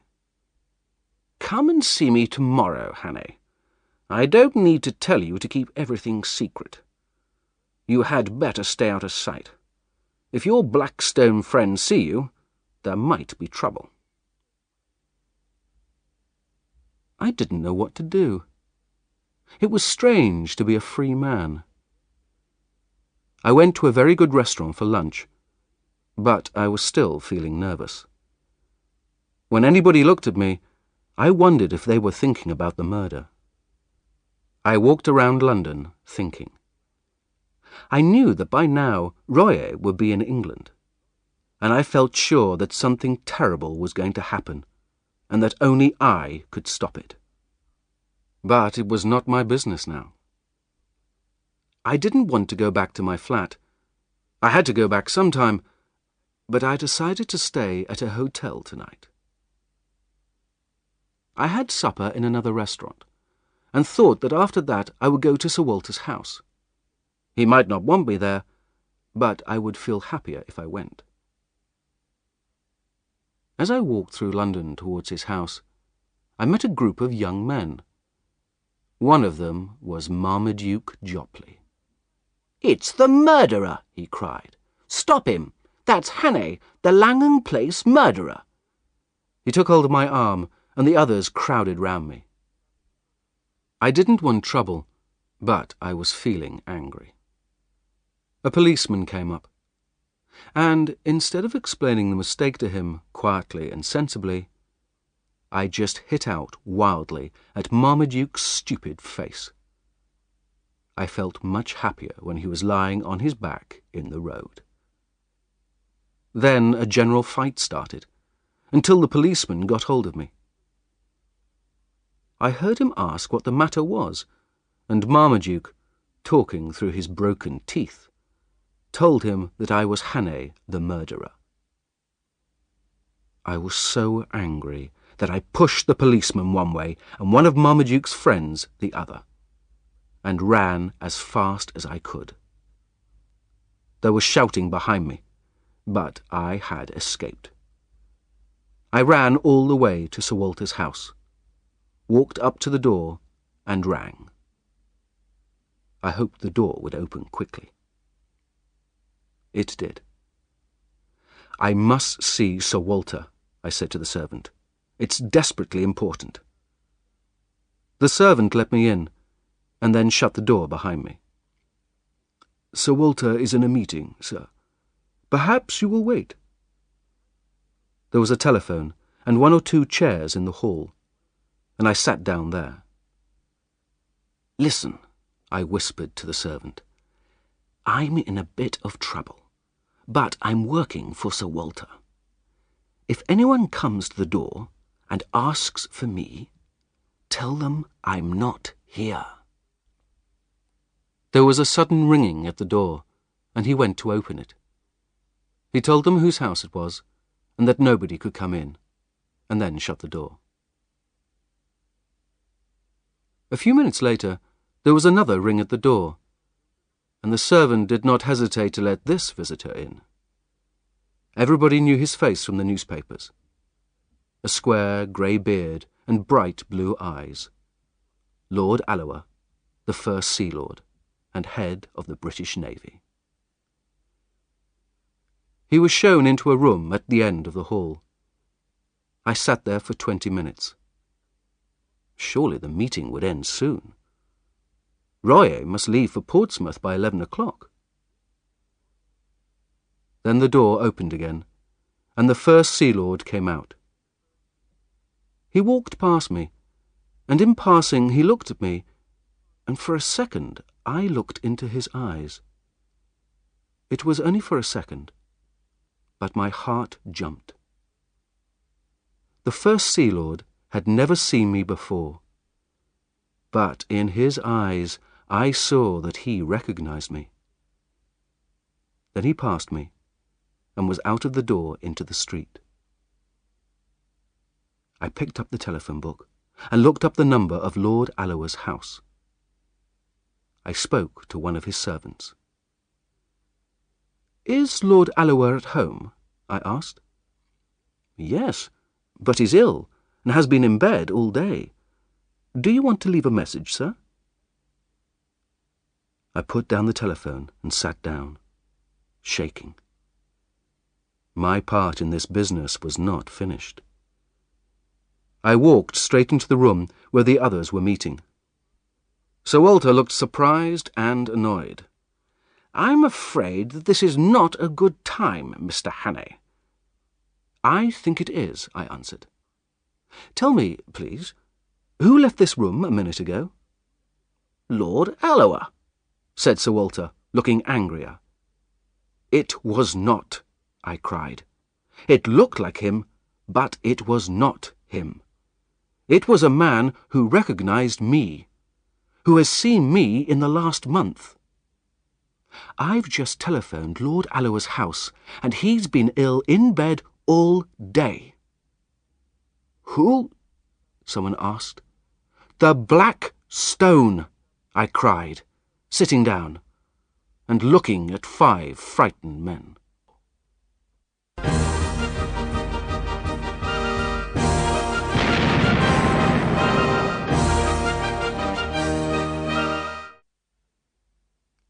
Chapter 9. The 39 Steps. Sir Walter got up and left the room. He came back after 10 minutes. "I've spoken to Alloa. I got him out of bed. He was very angry. He hasn't left his house all day." "It's impossible," said Winstanley. "I sat next to him for nearly half an hour." "That's what's so clever," I said. "You were too interested in other things to look at him closely. You knew that he might be well enough to come tonight, and, as First Sea Lord, it was natural for him to be here. why should you suspect that it wasn't him? Then the Frenchman spoke, very slowly and in good English. This young man is right. He understands our enemies. People only see what they expect to see. This man came late, spoke little, and left early. But he behaved exactly as we would expect Lord Alloa to behave. But I don't understand, said Winstanley. Our enemies don't want us to know what they have learnt about our war plans. But if one of us talked to Alloa about tonight's meeting, we would discover immediately that he hadn't been here. Sir Walter laughed angrily. That shows their cleverness again, in choosing Alloa. They took a risk, but everybody knows that Alloa is a sick man, and is often too ill to go to meetings. And even when he is well, he is impatient, difficult, and a man of very few words. Which of us was likely to speak to him about tonight? But the spy hasn't taken the plans, said Winstanley. He saw them, but could he carry away pages of information in his head? It is not difficult, said the Frenchman. A good spy can remember things photographically. Well, I suppose we'll have to change our plans, said Sir Walter unhappily. There's another problem, said Royer. I said a lot about the plans of the French army. That information will be very valuable to our enemies. That man and his friends must be stopped immediately. They could simply send their information in a letter, said Whittaker. It may already be in the post. No, said Royer. A spy brings home his information personally, and he collects his pay personally. These men must cross the sea, so we still have a chance. You must watch the coast and search ships. It is desperately important for both France and Britain. Royer was right. We could do something. But none of us felt very hopeful. How, among the 40 million people in Britain, could we find the 3 cleverest criminals in Europe? Then, suddenly, I had an idea. "Where is Scudder's book?" I asked Sir Walter. "Quick, I remember something in it." He gave it to me. I found the place. 39 steps, I read, and again, 39 steps. I counted them. High tide, 10:17 p.m. Whittaker clearly thought I had gone mad. "Don't you see, it's a clue," I cried. Scudder knew where they were going to leave England. Tomorrow was the day, and it's somewhere where high tide is at 10:17. "Perhaps they've already gone tonight," someone suggested. Not them. They have their own secret way. And why should they hurry? They don't know that we're after them. Where can I get a book of tide tables? Whittaker looked happier. "It's a chance," he said. "Let's go to the Navy offices." Sir Walter went off to Scotland Yard to get MacGillivray. The rest of us drove to the Navy offices, where we went to a big room, full of books and maps. We got a copy of the tide tables, and I sat down and looked through it while the others watched. It was no good. There were more than 50 places where high tide was at 10:17. We needed more information than that. I thought hard. What did Scudder mean by steps? And why was it so important to count them? It must be somewhere with several paths going down to the sea. This path would be the only one with 39 steps. I had another thought and checked the time of regular ships leaving England. There was no ship at 10:17. Why was high tide important? In a big harbour, the tide doesn't matter. It is only important in a small harbour, or somewhere where there is no harbour at all. Then I thought about where a man would leave England if he were going to Germany. Not from the south coast, or the west coast, or Scotland. It would be somewhere on the east coast, probably between Cromer and Dover. I am not Sherlock Holmes, but I am used to using my head, and when I guess, my guesses are often right. I wrote out my ideas on a piece of paper. Almost certain. 1. A place where there are several paths down to the sea. One of these has 39 steps. 2. High tide at 10:17 p.m. A place where it is only possible for a ship to leave the coast at high tide. 3. Probably not a harbour, but open coast with cliffs and a beach. 4. Ship, probably a small one, a yacht or a fishing boat. 5. Somewhere on the east coast between Cromer and Dover. It seemed strange to be sitting at a table, watched by a group of very important people, trying to understand something written by a dead man. But it was a matter of life or death to us. Sir Walter and MacGillivray arrived.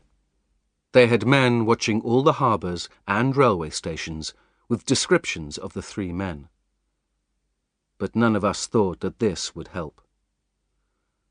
"Here's the best I can do," I said. "We have to find a place where there is a path with 39 steps down to a beach. It must be somewhere on the east coast. Of course, it's somewhere where high tide is at 10:17 tomorrow night. Who can we ask who knows the east coast really well?" Whittaker said he knew a man who lived in South London.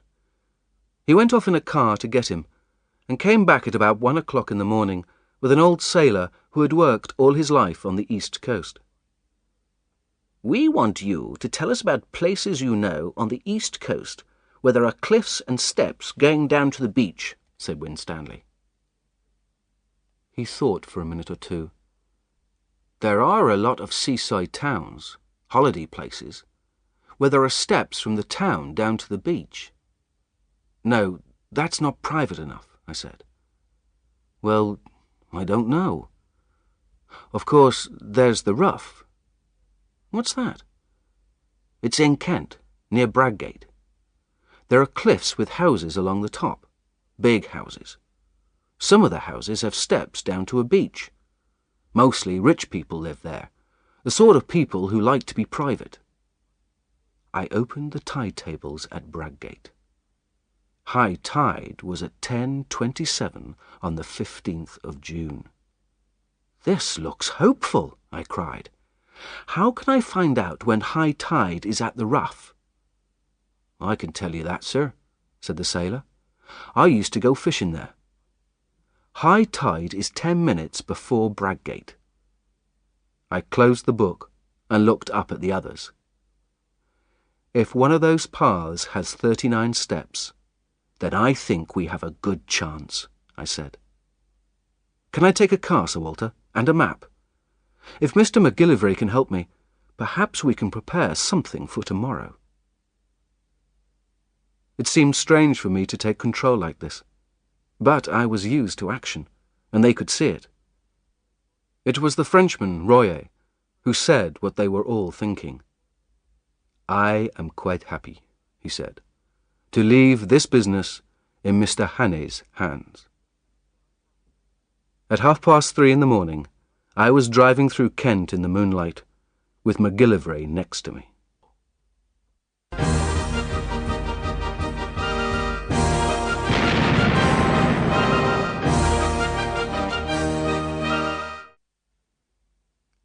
Chapter 10. Meetings by the Sea. It was a fine, blue June morning, and I was outside a hotel in Bradgate, looking out to sea. There was a ship out there, and I could see that it was a warship of some kind. MacGillivray had been in the Navy and knew the ship. I sent a message to Sir Walter to ask if it could help us if necessary. After breakfast, we walked along the beach under the Rough. I kept hidden, while MacGillivray counted the 6 lots of steps in the cliff. I waited for an hour while he counted, and when I saw him coming towards me with a piece of paper, I was very nervous. He read out the numbers. 34, 35, 39, 42, 47, and 21. I almost got up and shouted. We walked back to Bradgate quickly. MacGillivray had 6 policemen sent down from London. He then went off to look at the house at the top of the 39 steps. The information he brought back was neither good nor bad. The house was called Trafalgar House, and belonged to an old man called Appleton. He was there at the moment. The neighbours didn't know him well. MacGillivray had then gone to the back door of the house, pretending to be a man selling sewing machines. There were 3 servants, and he spoke to the cook. He was sure she knew nothing. Next door, a new house was being built, which might be a good place to watch from. And on the other side, the house was empty. Its garden was rather wild, and would also be a good place to hide in. I took a telescope and found a good hiding place from which to watch the house.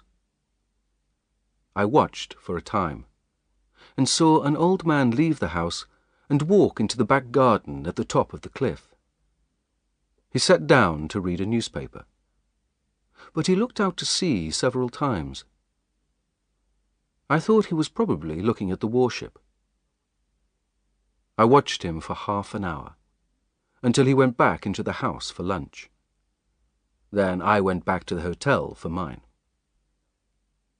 I wasn't feeling very confident. That old man might be the old man I had met in the farmhouse on the moors. But there are hundreds of old men in houses by the sea, and he was probably just a nice old man on his holidays. After lunch, I sat in front of the hotel and looked out to sea. And then I felt happier, because I saw something new. A yacht came up the coast and stopped a few hundred meters off the Rough. MacGillivray and I went down to the harbour, got a boat, and spent the afternoon fishing. We caught quite a lot of fish, and then, at about 4 o'clock, went to look at the yacht. It looked like a fast boat, and its name was the Ariadne. I spoke to a sailor who was cleaning the side of the boat, and he was certainly English. So was the next sailor we spoke to, and we had quite a long conversation about the weather. Then, suddenly, the men stopped talking and started work again, and a man in uniform walked up. He was a pleasant, friendly man, and asked us about the fishing in very good English. But I was sure that he was not English himself.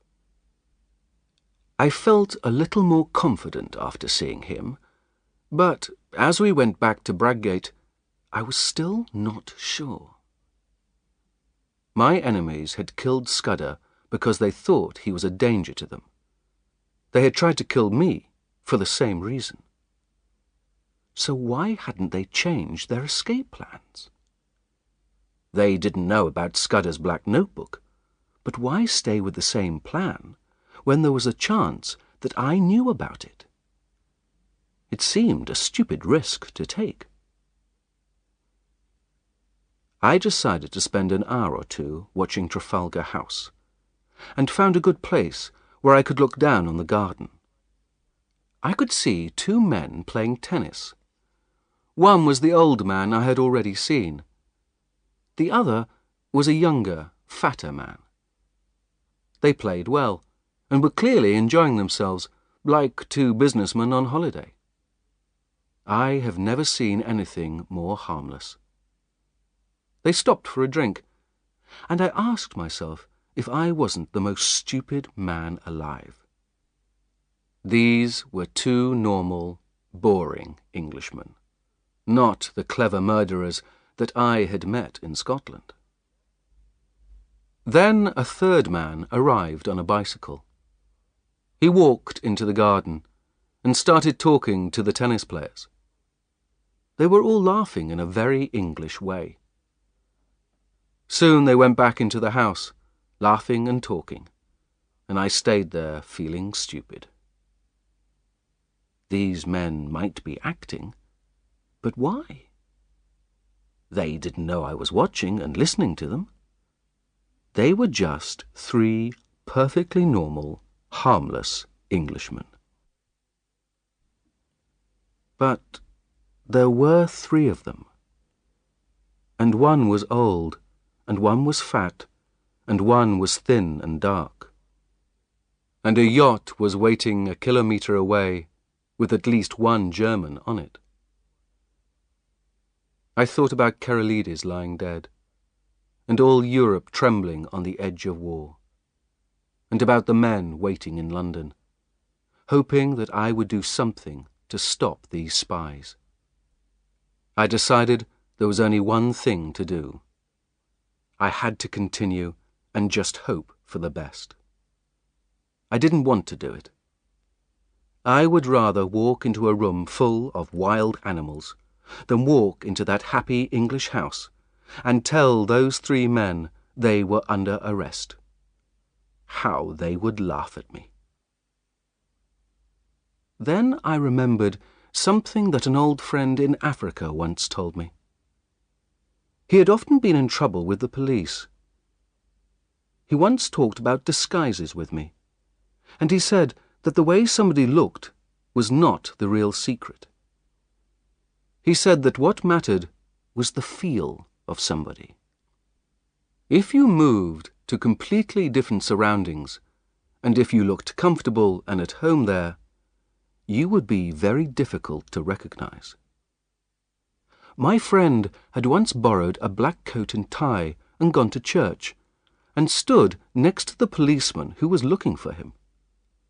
The policeman had only seen him shooting out the lights in a pub, and he did not recognize him in a church.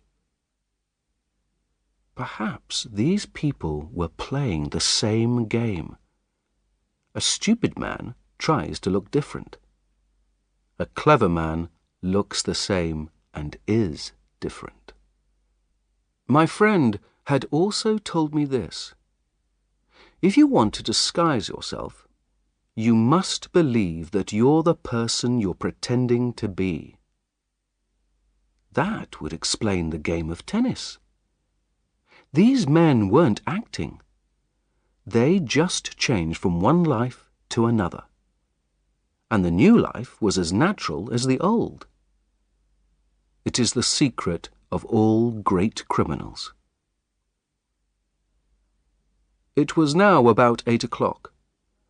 I went back to see McGillivray, and we arranged where the other policemen would hide.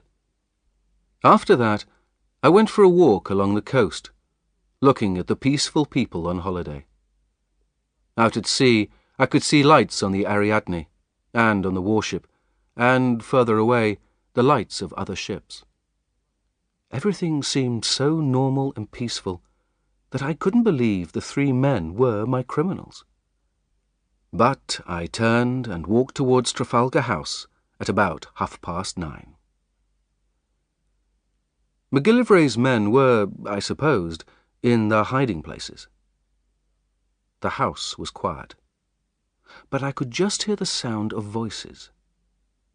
The men were just finishing their dinner. Feeling very stupid, I walked up to the door and rang the bell. When a servant opened the door, I asked for Mr. Appleton and was shown in. I had planned to walk straight in and surprise the men into recognizing me. But I started looking at all the pictures on the wall. There were photographs of groups of English schoolboys and lots of other things that you only find in an English home. The servant walked in front of me into the dining room and told the men who I was, and I missed the chance of surprise. When I walked in, the old man stood up and turned round to meet me. The other two turned to look at me. The old man was perfectly polite.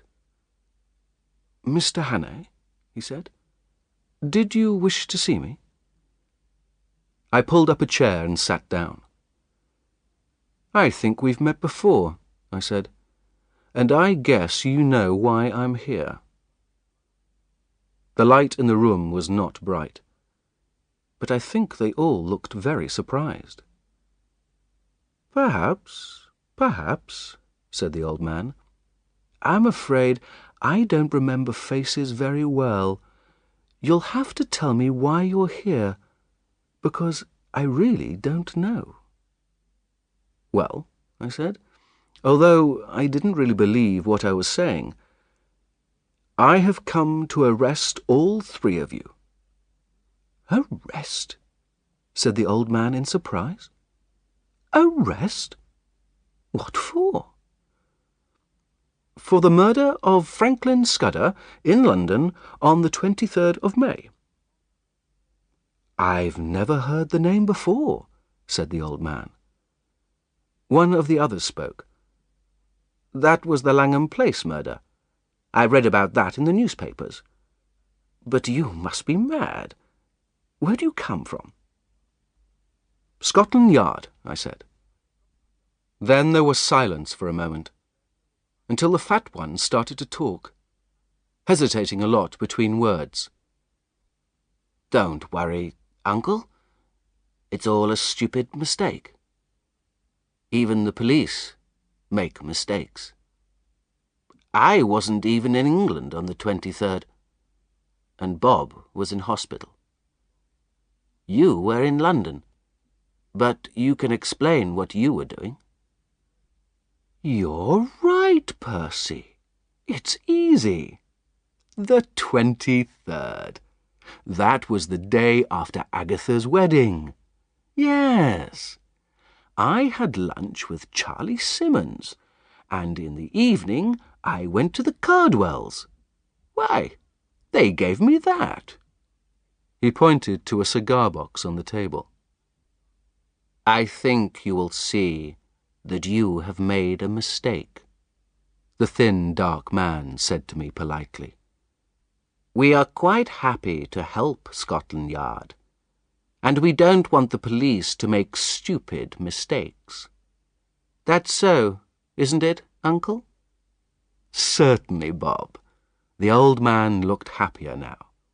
"Certainly we'll help if we can. But this is madness." "This will make our friends laugh," said the fat man. "They think we're boring and that nothing ever happens to us." He began to laugh very pleasantly. "Yes, it's a good story. Really, Mr. Hannay, I should be angry, but it's too funny. You really frightened me. You looked so serious. I thought I'd killed somebody in my sleep." They weren't acting. There was nothing false about them. At first, I wanted to apologize and leave. Then I stood up and went to the door and turned on the main light. I looked at the three faces. I saw nothing to help me. One was old and bald. One was fat. One was dark and thin. They could be the 3 men I had seen in Scotland, but I could see nothing to prove it. "Well," said the old man politely, "are you sure now that we are not murderers, or are you going to take us to the police station?" There was nothing to do except calling the men outside and arrest them, or say I had made a mistake and leave. And I couldn't decide. "While we're waiting, let's have a game of cards," said the fat one. "It will give Mr. Hannay time to think, and we need a 4th player. Will you play?" I agreed, but everything suddenly seemed unreal. We went into another room, where there was a table and cards. The window was open, and the moon was shining on the cliffs and the sea. We played, and they talked. I'm usually quite good at cards, but that night I played extremely badly. Then something woke me up. The old man put his cards down for a moment and sat back in his chair with his hand on his knee. It was a movement I had seen before, in that farm on the moors, with 2 servants with guns behind me. Suddenly my head cleared, and I looked at the 3 men differently. It was 10 o'clock. The 3 faces seemed to change in front of my eyes. The thin, dark man was the murderer. His knife had killed Scudder. The fat man had been the first Sea Lord last night. But the old man was the worst. How had I ever thought he looked kind and friendly? His eyes were cold and evil and frightening. I went on playing, but I hated him more and more with every card. "Look at the time, Bob," said the old man. "Don't forget you've got a train to catch. He must be in London tonight," he said, turning to me. His voice now sounded completely false. "I'm afraid he must wait," I said. "Oh, no," said the thin man. "I thought you'd finished with that. I must go. You can have my address." "No," I said. "You must stay." I think then they realized they were in real trouble. I looked at the old man, and I saw his eyes hood like a hawk. I blew my whistle. Immediately the lights went out. Someone held me to my chair. "Quickly, Franz!" somebody shouted in German. "The boat! The boat!" I saw 2 policemen on the grass behind the house. The thin, dark man jumped through the window and was across the grass before anybody could stop him. I was fighting the old man, and more police came into the room. I saw them holding the fat man. But the thin man was at the top of the steps. I waited, holding the old man, for the time it would take the thin man to get to the sea. Suddenly, the old man escaped from me and ran to the wall of the room. From underneath the ground, I heard an explosion. The cliff and the steps had been blown up. The old man looked at me with wild, crazy eyes. "He is safe," he cried. "You cannot follow him. The Black Stone has won." This old man was more than just a paid spy. Those hooded eyes shone with a deep, burning love for his country. But as the police took him away, I had one more thing to say. Your friend has not won. We put our men on the Ariadne an hour ago. 7 weeks later, as all the world knows, we went to war. I joined the army in the first week, but I did my best work, I think, before I put on uniform.